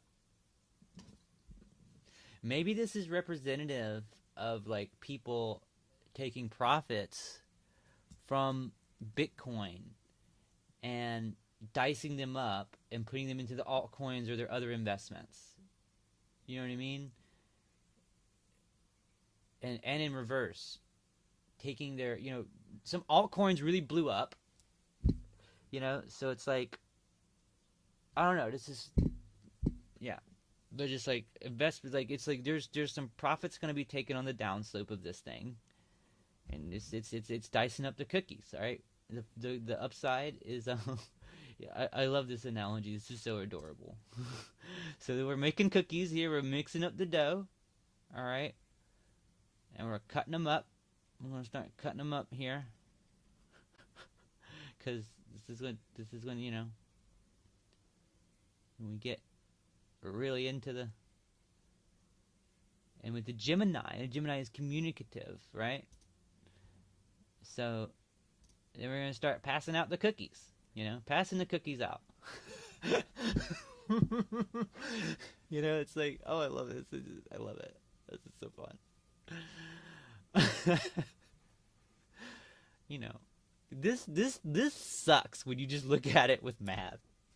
This astrology makes it fun. Oh my goodness. Oh my goodness. It's like I remember earlier, where was it? In this little stupid thing where I was like, when I first was starting to practice doing this, it's so funny. I was like doing this on this little scale down here, and I was like, oh, whoa, look at this. These lines, they match up. And now I'm just like, okay, fuck that. Where's the big action? It's like eventually you want to figure out. It's like you want to figure this out though, because eventually I can already tell what's gonna happen. I'm going to be drawing these big lines, like trying to make these big predictions, and I'm going to be looking at this, and I'm going to be like, it's going to like go here, or it's going to go here, or it's going to, or no, it's going to go here, maybe it's going to like boop. What are these things? It'll be like, doop. Doop. And dupe, something like that. I don't know.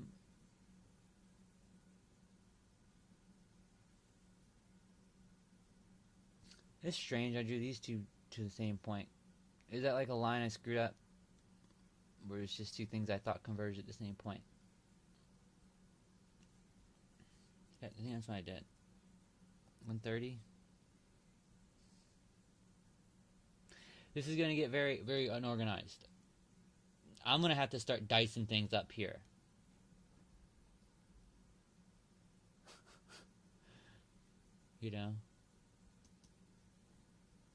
What is going on in my chart? That's relative to this. I have 29 degree planets. I have my Mercury is at 29 degrees. My Mercury is at 29 degrees of Cancer, which would be, so right now, for me personally, Mars,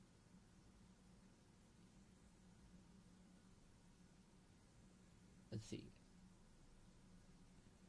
Mars was at 28.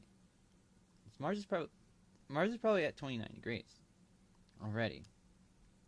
Just hasn't gotten all the way to the end of it to hit the exact. See, it's 29, 47. 47 is normally at the end. These things only go up to 60. It's like a clock.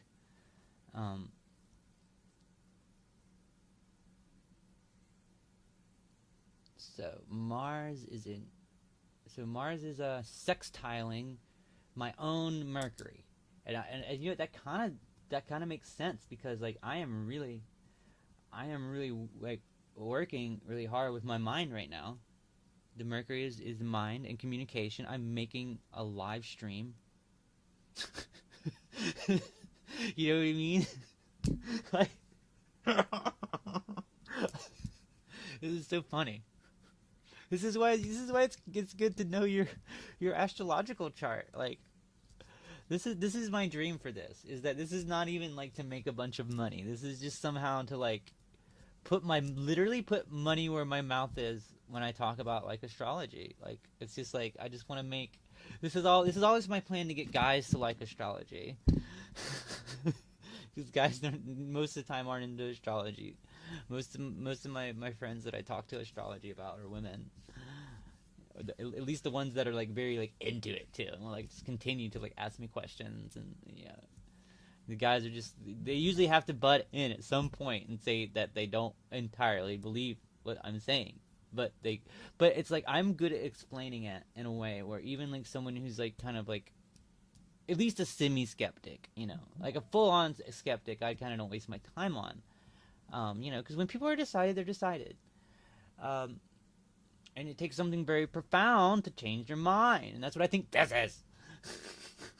This is crazy. It's like yo, like, you know, like this is money, y'all. You know what I mean? If I figure this out, everybody will be like, what? So this whole time, if I had studied astrology, I could have been known the Bitcoin price. Cause see, this is my thing.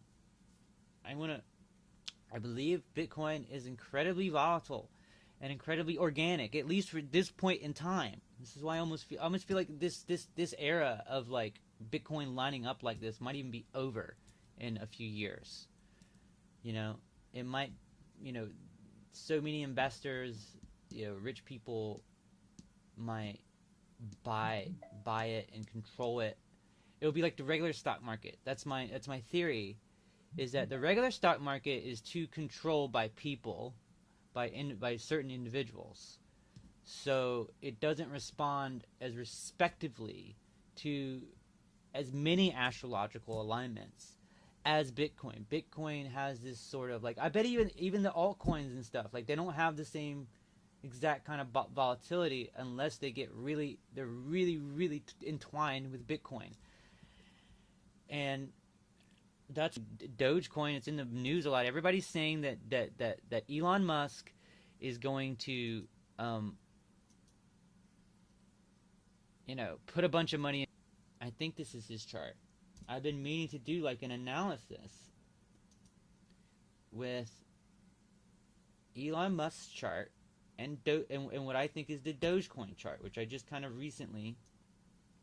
And you get all these like people that I know. I shouldn't be putting their names. They probably wouldn't appreciate that. I apologize. I need to clean up this. Monday, Pretoria. Okay, and then Dogecoin on the outside. It's like, how does he relate to this? And it's the Australia. I think the it's just the default there. Where's the newer Dogecoin? The one I have that is. I should have one that is.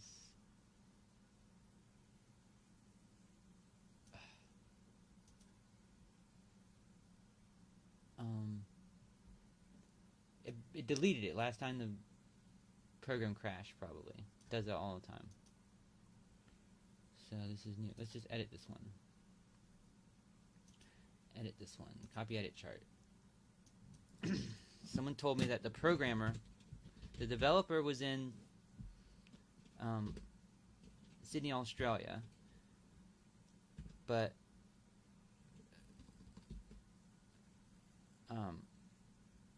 the programmer that actually mined the first block was in Portland, Oregon. So that's its actual birthplace. And we know the time because it has a Genesis block. That's the great thing about these cryptocurrencies, right? All right, now we have. All right, let's just talk. Let's do this thing about Elon Musk. And I kind of just recently kind of dialed down what I thought. It's like I looked at a couple different. So what do I have different things for him?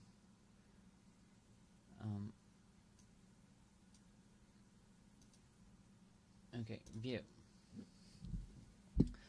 So here we have Elon and Dogecoin, and oh, that's very interesting. We like have almost right off the bat. There's some kind of I have a lot of points displayed though. I shouldn't be displaying all these points. This is too current charts points. Let's just do this. Select. What? Displayed points.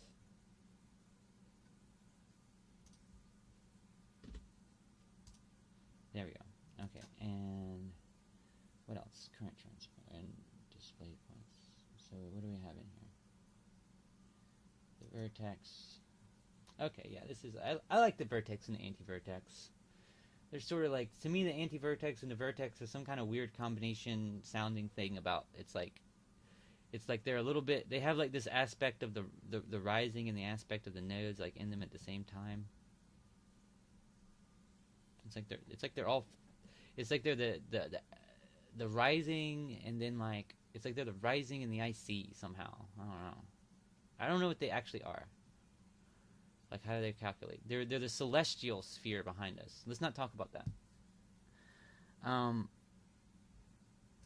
think I have some aspect highlighting and filtering going on. Yeah.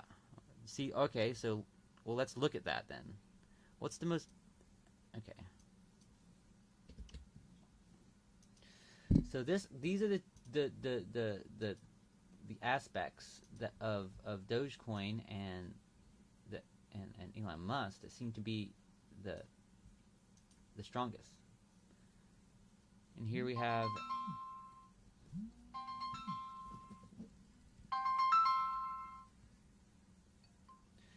hello? Hello. Hey. I'm like half an hour from maybe 20 minutes from your spot.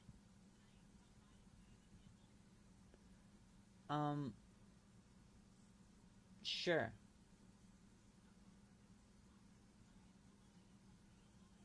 Alright, cool.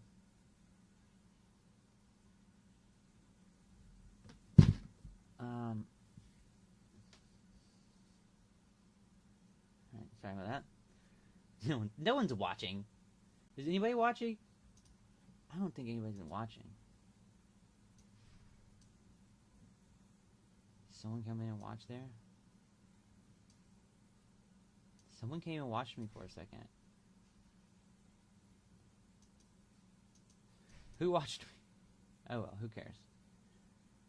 I'm like live streaming / recording this, and then I'll just like, I'll chop it up later maybe.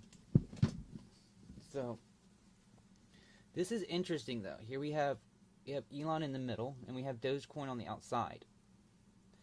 And Elon's part of fortune is Dogecoin's Chiron. Now, whatever debate I have about Dogecoin's chart doesn't mess up that Chiron at all. That Chiron is right there. Alright? And then we have Elon's descendant.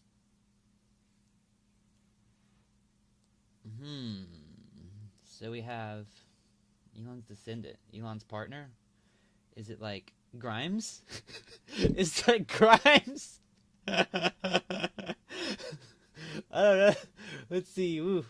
It's like... Yeah.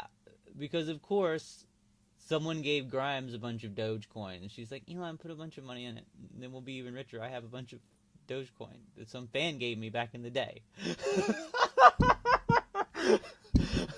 No, okay. Alright. And there's another trine. That's an applying one. That was applying, or sort of, I don't know, yeah. And this one was separating.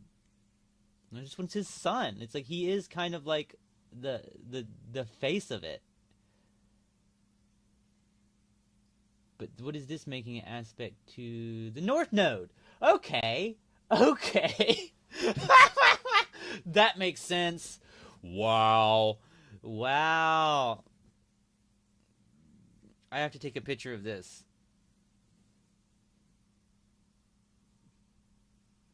I have to take a picture of this. This is great. Full screen. I need to share that in the Dogecoin group and be like, I know you guys don't really know astrology that well, but and honestly, here we go. We have a moon here at 5 degrees. What else is at 5 degrees? It's just not drawing a line at. Yeah, this is a powerful triangle here. It's just 2 sextiles. See, this is a powerful sextile that he has within his own chart. He has a moon sun sextile.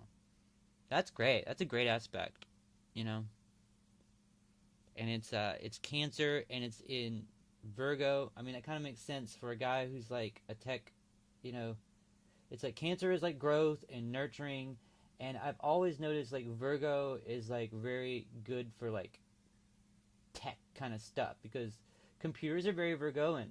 Everything has got to be very, especially programming. I've heard Elon is in addition to being a good entrepreneurial guy, he's also supposedly a really good programmer. Like that's why he's into this, because he's usually you get into something because you were started out as an increment of it, or learning an increment of it at least. He knows the industry. That's why he's good at it. He's part of it. And he has and things, and this is what makes him feel safe and sure about something. It makes him feel he's comfortable when things are down, the details are correct on something. He needs that. He needs the details and the fine little things to be just so, and that's in harmony with his ego for growth. He thinks it's like he has a it's part of his, like, what he prides himself on probably is like knowing, due to the details of something, it's growth. All right. I mean, it's Elon Musk. I mean, that speaks for itself. I mean, I could say that I'm just like you. I mean, one could say I'm just saying that based off of, we all know Elon Musk, but it's just like these are what these things represent. Remember I was talking earlier about chopping up the cookies? That's the details. That's the little things. It chops things up. All the ones and the zeros need to be where they need to be. That's why Virgo is the perfectionist. And Cancer, it's the mother. It nurtures. It wants growth. It's both Cancer and Capricorn are structuring signs. It's the mother and the father. They help you grow. It's like the Cancer nourishes, and Capricorn structuralizes. All right. So this definitely like with the North Node of Dogecoin. This definitely looks like him. He definitely feels good about it. He feels good about its potential growth. Like that's not a joke. Basically, when he says, "Oh, it's the people's coin," it has good. And I think I know why he says that. Because like I read this whole article where Elon Musk left. Like the reason why he left PayPal was because they wanted to change the coding from C++ to something to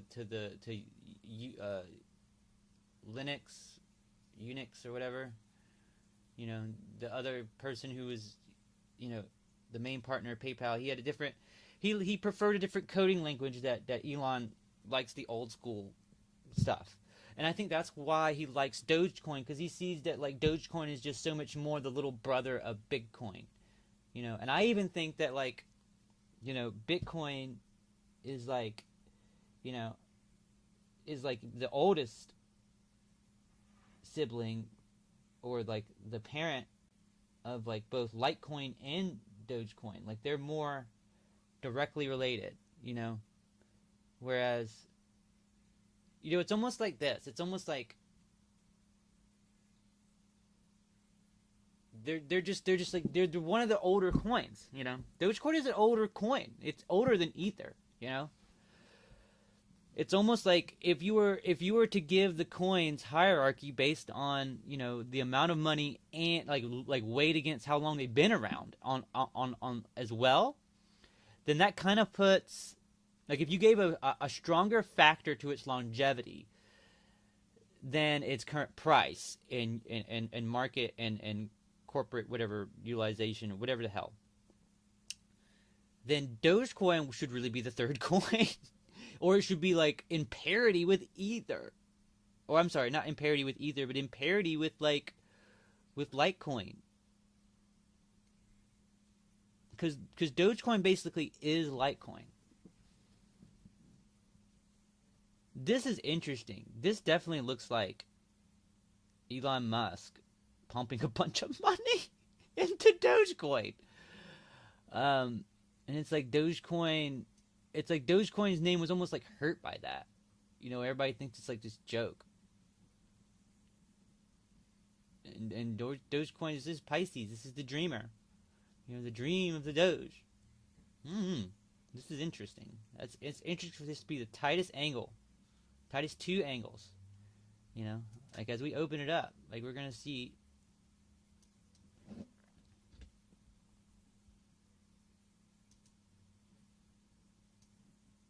Yeah. Whoa, look at that one. Look at that. Oh, it's beautiful.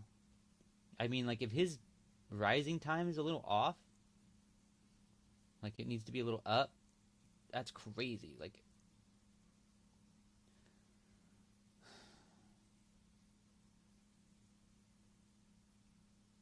and whereas, yeah, because, like, the only thing I'm discrepancy about is the rising of Dogecoin. The rising might be a little different. The moon might also be a little different. If I have the location could be wildly off. It could be like Sydney, Australia. It could be Portland, Oregon. And that could definitely shift. That could shift many hours in the day because we know the exact time, but time in what location on one side of the world or the other. You know. Well, I think they're kind of close. They're kind of on the same side of the world, almost. I think they're in the same hemisphere. The same, you know, left or right, you know, if you, whatever, you know what I mean. The reason why I like Dogecoin's ascendant here is because I like Dogecoin's ascendant with Litecoin's ascendant, and that was the Portland, Oregon time. So that made a lot of sense. I mean, it's like they're the same thing, they're the same body, and it also puts its sun in alignment with that, and it gives it that 14 degree sun, which is really close to the 13 degree, you know. Oh yeah, see, and he has 13 degree. Yeah, so look at that. Elon Musk's Mercury is opposite the Bitcoin sun. So maybe like Elon Musk has like this idea that like Bitcoin, like he wants to like trick everybody to take their money out of Bitcoin and put it in Dogecoin, so that'll become the people's coin. You know what I mean?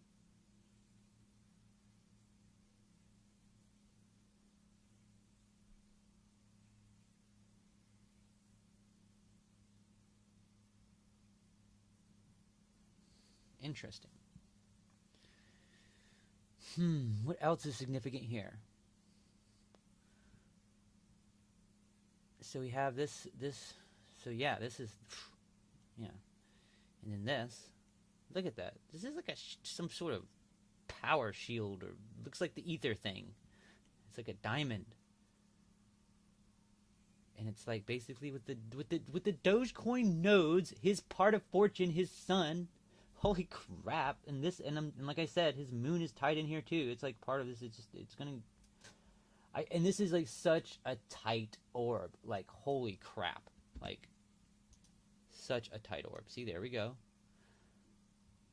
And I didn't even notice that. Well, it's gonna draw the other one too. It just seems to think that one's closer. And then the quintile with Saturn. Okay, gift structure. So he's a gift. Joe, he's gonna put a bunch of money in Doge. He's just waiting for the right moment to do it. Interesting. Very interesting. That's so interesting. And there's all these legal battles going on about his tweets. It's like he doesn't want to get in trouble for manipulating the market, but I think he kind of wants to. Oh gosh. Oh gosh. Yeah, it's like that's Saturn. Saturn. It's auspicious. And then we have this. He has like there's a vertex with a south node thing. Up there with the Pluto. The Pluto in the third house of Doge.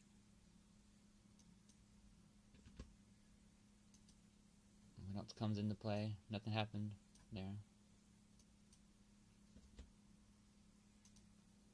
Oh, what do we get down here?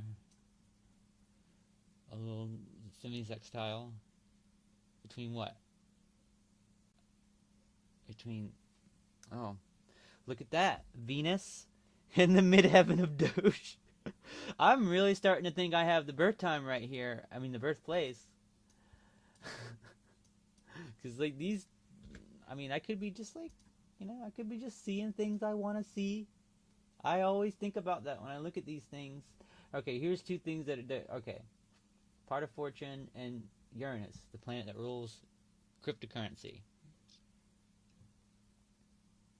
Yeah. There's an inconjunction there. It's like two things that won't kind of really work at the same time. Yeah, because it's like he can't make his money off of this, you know?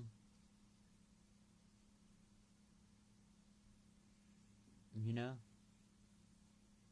This exists in his own chart. This is not even part of the, this is a very strong correlation in his own chart, and it's lined up with the Chiron of Dogecoin. So it's like that's kind of like a sore spot for Dogecoin, that Elon Musk himself cannot make money off of this. You know, his part of Fortune is inconjunct to Uranus here. It's like, so it's like he's the one, he can tweet, you know.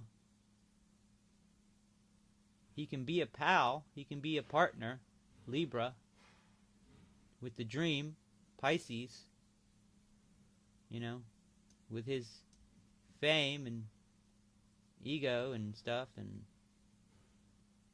you know, giving positivity to the North Node of Doge, because based on, you know, what he thinks about, you know, things that are precise and in the right place, you know. Well, see, this is also the South Node. See, there's a stronger connection to the South Node than there is to the sextile. So the sextile takes work. So I think he thinks fundamentally that has like flaws that need to be fixed. So this is kind of like saying that I heard about that in the news, that the Dogecoin programmers have been working hard on the code. Like they've been trying to, like, they've been giving it new life. Maybe they're trying to impress him while he kind of like sorts out whatever this Saturn thing is going on, you know, with the potential, you know, lawsuits or something I heard about. Or he just can't, like, you know, he can't like put his money into it until it's like worked out properly. I don't know, something like that. This is making a lot of sense. Nope. 10. All right, what else do we got here? I didn't draw anything new.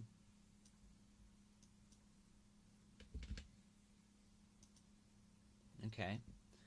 And now we have Chiron. Oh, this is, you know what I love? Oh, wait, no, yeah, okay, the sun. Yeah, the sun. Yeah. So we have, oh, his own, see, there we go. We have a parallelism. They have like a, see, a sort of parallelism. You know,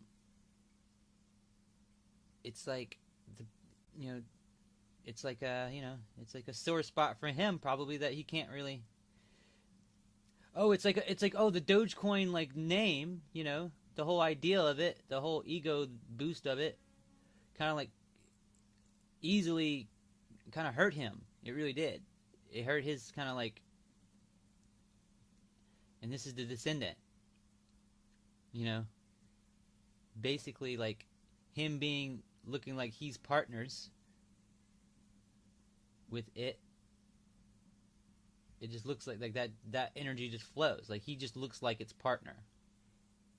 He's like the face of it all of a sudden. And that's a wound to him. It's causing him problems. He likes the coin. He thinks it has work. He thinks it has work to be done.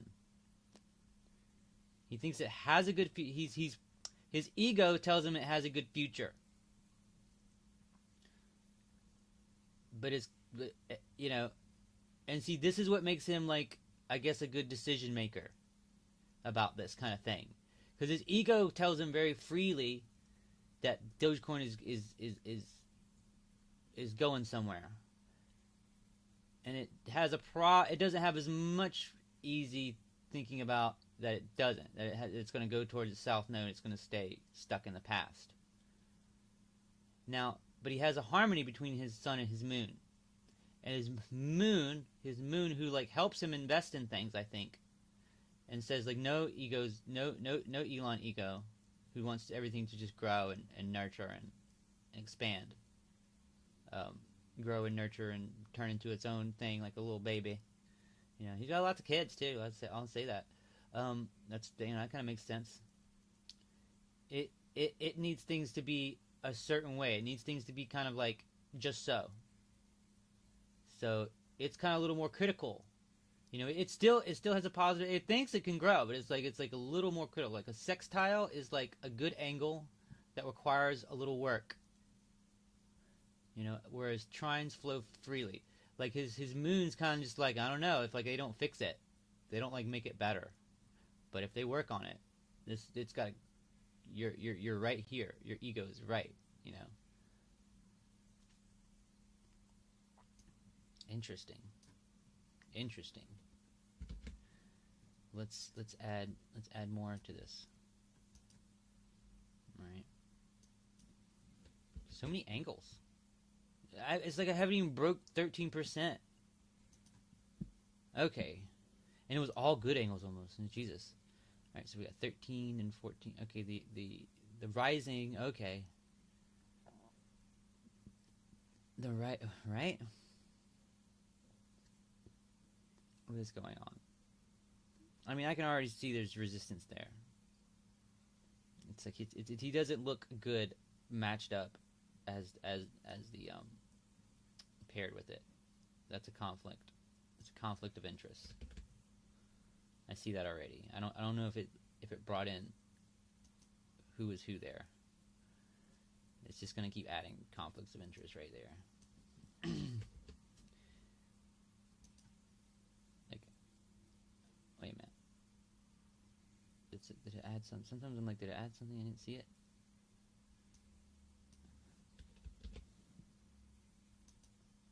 Oof. There we go. See, it's like there's all the good angles in the chart between them are way stronger than the negative ones. But just like a whole slew of them just came in with that one switch there. All right. So let's see. Let's take a look at what's there so I can separate. Remember, this is my Mars and my Mercury. I'm sorry, Mars in Virgo and my Mercury in Cancer. Right?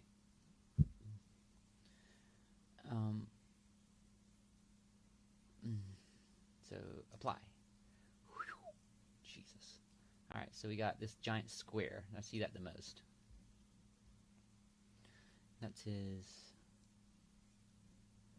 It's part of fortune and his. Yeah. It's like. I don't. You know what? I'm starting to see that, like, Elon Musk is not going to put a bunch of money in Dogecoin like everybody thinks. That's what I think.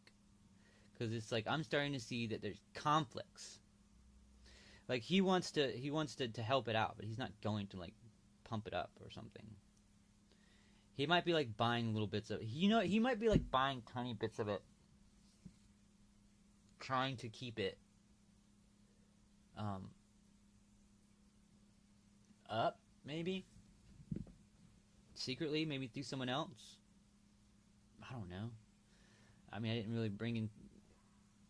Is there some 12th out? Where's so? Yeah, there's definitely. I mean, in the 12th house.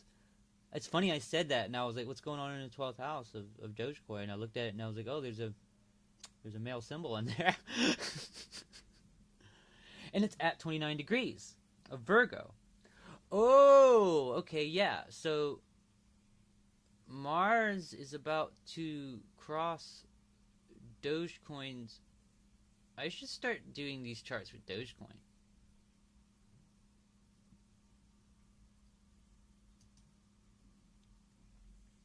Look at this. This is two things going back to back. Yeah, I was making these videos the other day about I was like, oh, Dogecoin. It's like the Mars is going to conjunct its Mars. That's going to be significant. And if I have the rising right, the Mars is in its 12th house, so that's kind of like a secret. That's where it's always been like a pump and dump, kind of like coin. That's what I've heard people say about it. I mean, look at the part of fortune is in, all right, so we got the 11th house. That's the Dogecoin community. It's where its part of fortune is, 11th house is a community. That's a community sign. This makes sense. I'm really strongly behind this. Is now this is the chart for Dogecoin. When things start making sense, it has growth and expansion and structure and like actually making a name for itself.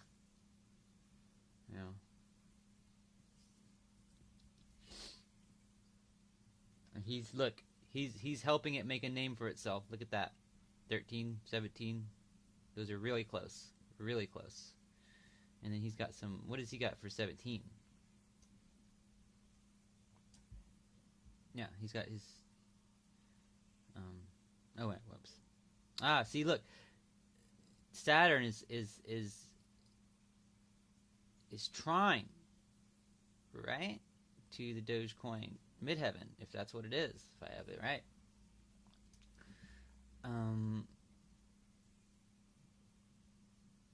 Yeah. 16, look, he's got 17, his north node. His north node, like, which is to be, someone who knows what to frickin' invest in, I guess. Who gets behind things you should invest in. The things he's action orientated with. The midheaven of Dogecoin. What else does he have? 17. I mean, it's also his south node too. So it's not all roses there.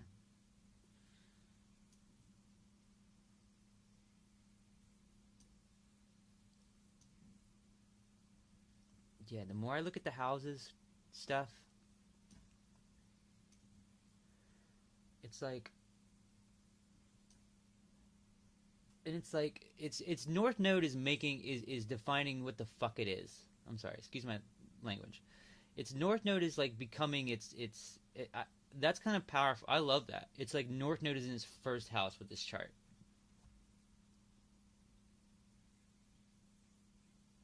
I used to have the what was it? Where did I used to have the north the rising? It doesn't matter. I'm really into this one. Let's see. Its value comes from structure and communication.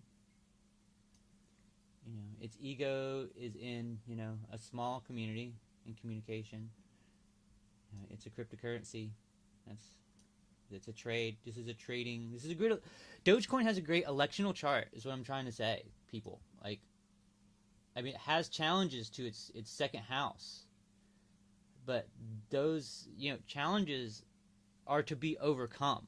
And when you overcome challenges, you are great, you know? And it's like, it has, you know, look at this, you know, it has fucking, why do I keep cursing?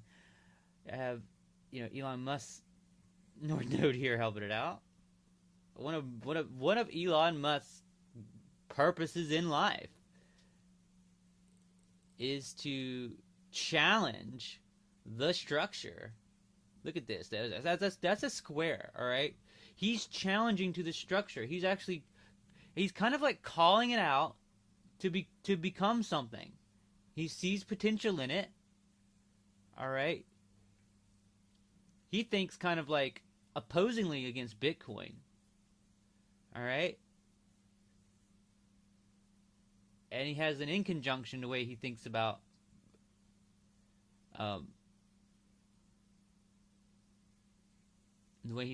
Dogecoin, as far as from an ego standpoint, ego to ego. You know, who he thinks he is, what Bitcoin thinks they are, what Dogecoin thinks they are. You know, when those three egos, you know, they make a little like, it's like sort. Oh, I'm sorry. Yeah, what he thinks of those two egos. Yeah, not his ego. What he thinks, what his mind thinks, which is associated with his ego, because Mercury is never too far from the sun. Yeah, it has like, it's kind of like a god finger thing, like a mini god finger. A sextile would be a god finger, but it's semi-sextile. It's a semi-god finger. You know, he thinks there's some integration problems. You know, probably with the, you know, he's like, they got to integrate. Remember, I was going on earlier. If you're listening to that part of the stream, I was like, I can see what he kind of like, how he feels about it. He feels it's got a good potential, but it needs work. You know, if he ever does put money in it, he probably won't do it till that. He probably wants, like, he's probably trying to, you know, get other people, like, we need to get Dogecoin up, and then Elon will get it up. That's what I think, because he can't be caught making a buttload of money off of it. He can't. Because he has so much, he's like, I have so much money. Like, everybody's like, Elon will put all his money in it, but not until, I bet if the people get Doge to $1 by themselves, he will come down and make it 10 or 100 or 1,000. Who freaking knows?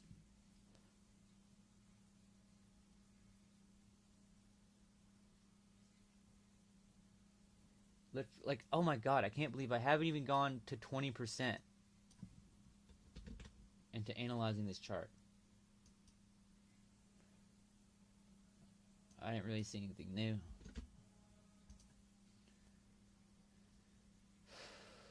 We have some more. So his challenge. Yeah, here we go. Yeah, the moon. Yeah.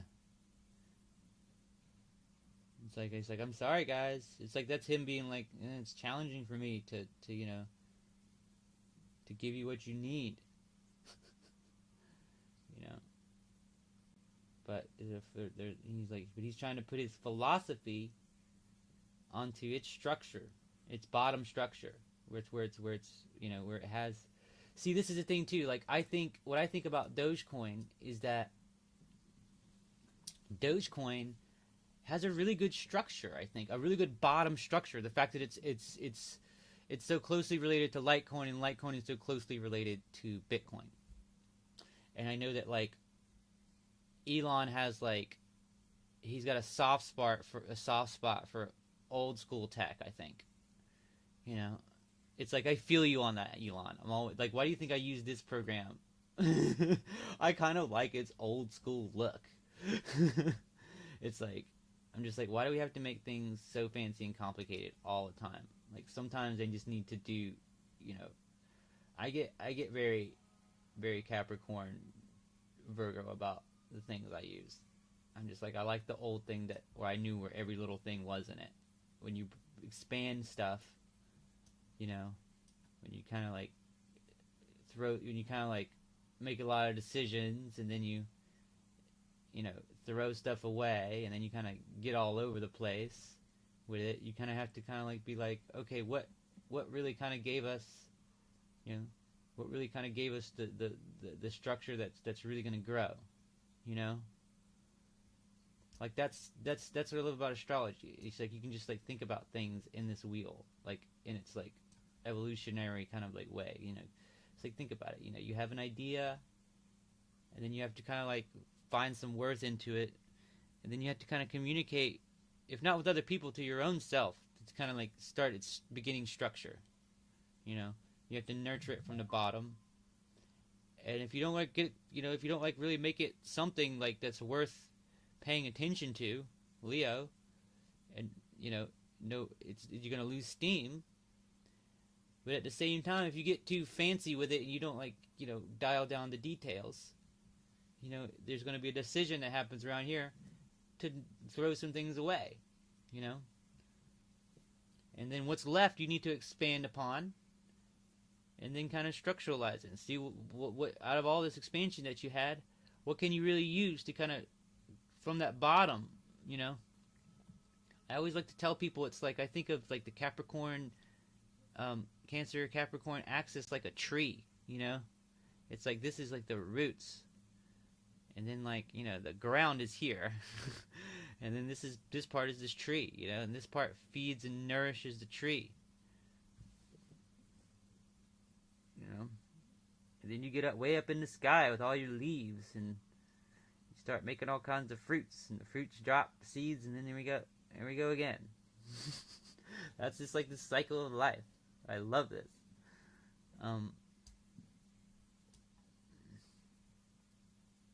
Goodness, I have to go soon. I have this day job that I have to do. It takes like 2 hours, but I don't want to pull myself away from these graphs ever. I'm so insane. 20%. It's like more things are going to be drawn that it's just going to get really complicated. There's a square. There's a big square there. Of course there is. Look, it's down here with the Mercury in the midheaven, and the descendant, and the Uranus, and the Chiron, and here we go. Yeah, the Icy and the Vertex, Pluto over there off to the side. No surprise. And then we got, yeah, this is the big conflict, the big energy, and you got this cutting through the middle of it too. Yeah, I kind of see the whole dynamic with him in the coin now. It's really interesting. Really interesting. It's like, this is why I have to start with the numbers low, you know, or I have to turn a lot of the things off, because it's like it'll just get so confusing. I'm really happy though. This really made me confident. It's like about not only Dogecoin, but Dogecoin's chart that I have, because like, especially like when those the alignments with the rising and how they tie in, you know, all that made a lot of sense. It made me think that I have the right chart for Dogecoin. And let's see, what's been going on with Bitcoin? What's been going on with Bitcoin? What are you doing? Yeah, it's still kind of staying in my ranges. That's kind of good. I mean, even though my ranges are saying it's going down, I mean, I am happy about being sort of right. That's a thing, right? And look at it. Look at it. It's still kind of like it's kind of digging this line. So that part might be right. It might get up here, you know. And then it might kind of go down here, or maybe I need to raise these lines up. These lines are pessimistic. They are. You know. They don't, you know. Like for instance, like you see how this line is going below this line, and this line it's like going below this line. Like, if this line holds true, that means this line is false, and this line is false. So that means this line needs to be above them. You know? I think. But maybe this energy right here isn't strong enough to overcome the losing of this.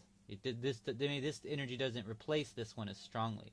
That's the thing. We don't know the exact power levels of all these. If I could like mathematically equate the power levels in like dollars or something, or some sort of relative thing of each one of these transits, I could know how big these triangles should rise and descend. And this could all be information put into a computer that then kind of like basically just draws. You just give it all. You just give the computer all this information, and it can just like. I would love to have a computer just like draw all these triangles, all of them, on this graph. And then we could, it would save me a lot of time, and I could just go ahead and start like adjusting them and trying to fine tune the powers of each one, and it will kind of tell us what's going. It will not only tell us. It's like I almost feel like the Bitcoin is going to tell us what's going on in the world through the astrology. It's kind of like because the Bitcoin is the astrology is the Bitcoin, and the astrology is all of us. So it's almost like sometimes I feel like the Bitcoin represents us. It's so insane. Like I was going over in this other video how like there was this aspect where like there was a transit to Chiron. But it wasn't Bitcoin's Chiron. It was just, I think it was the moon, right? It was like the moon making a transit to Chiron. And it was like, there was a moment where I think maybe it was Mercury, because there was like, it's in the other video, but it like correlated on the price, but it was a transit to transit. So it's like in the sky. It's not in correlation to Bitcoin's chart. I mean, it probably is. It's in correlation to everyone's chart in some kind of way. It's a transit. You know, it's just a transit to transit. Just like the Jupiter conjunction, the Jupiter-Saturn conjunction, which is the thing that got me really looking at this. That's a transit to transit, but it affect everybody.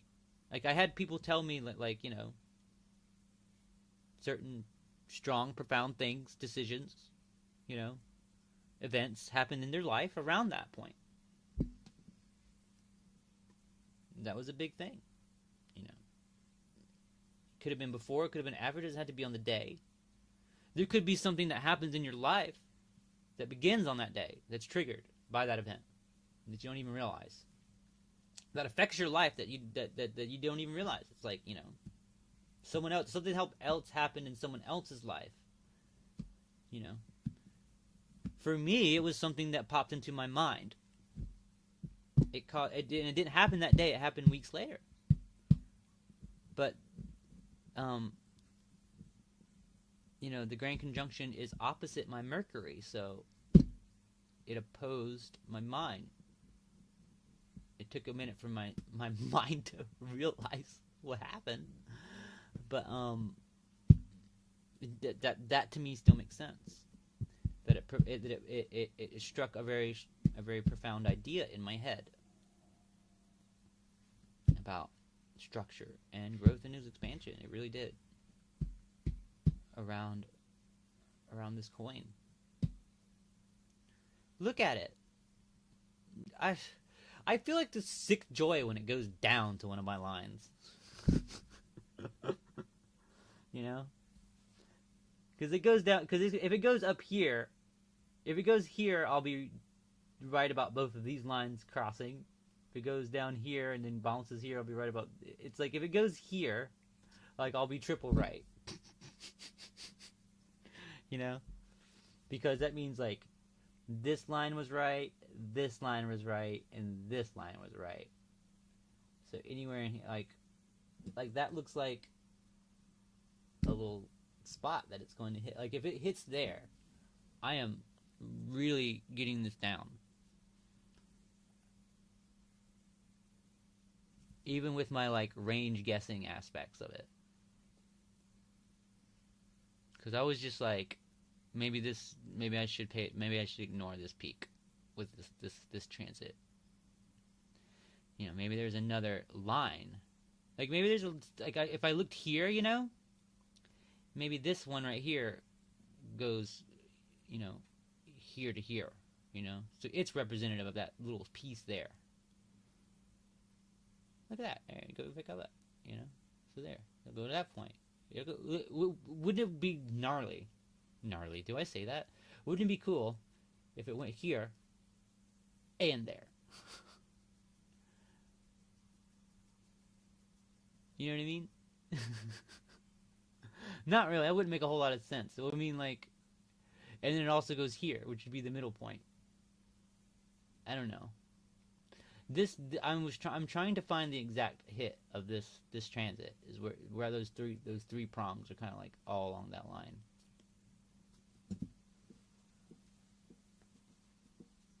This is so long. This is getting so long, and it's 2 o'clock. But what I want to do now is I want to. All right, I think I might have to. I might have to kind of like take a break. I might have to take a break.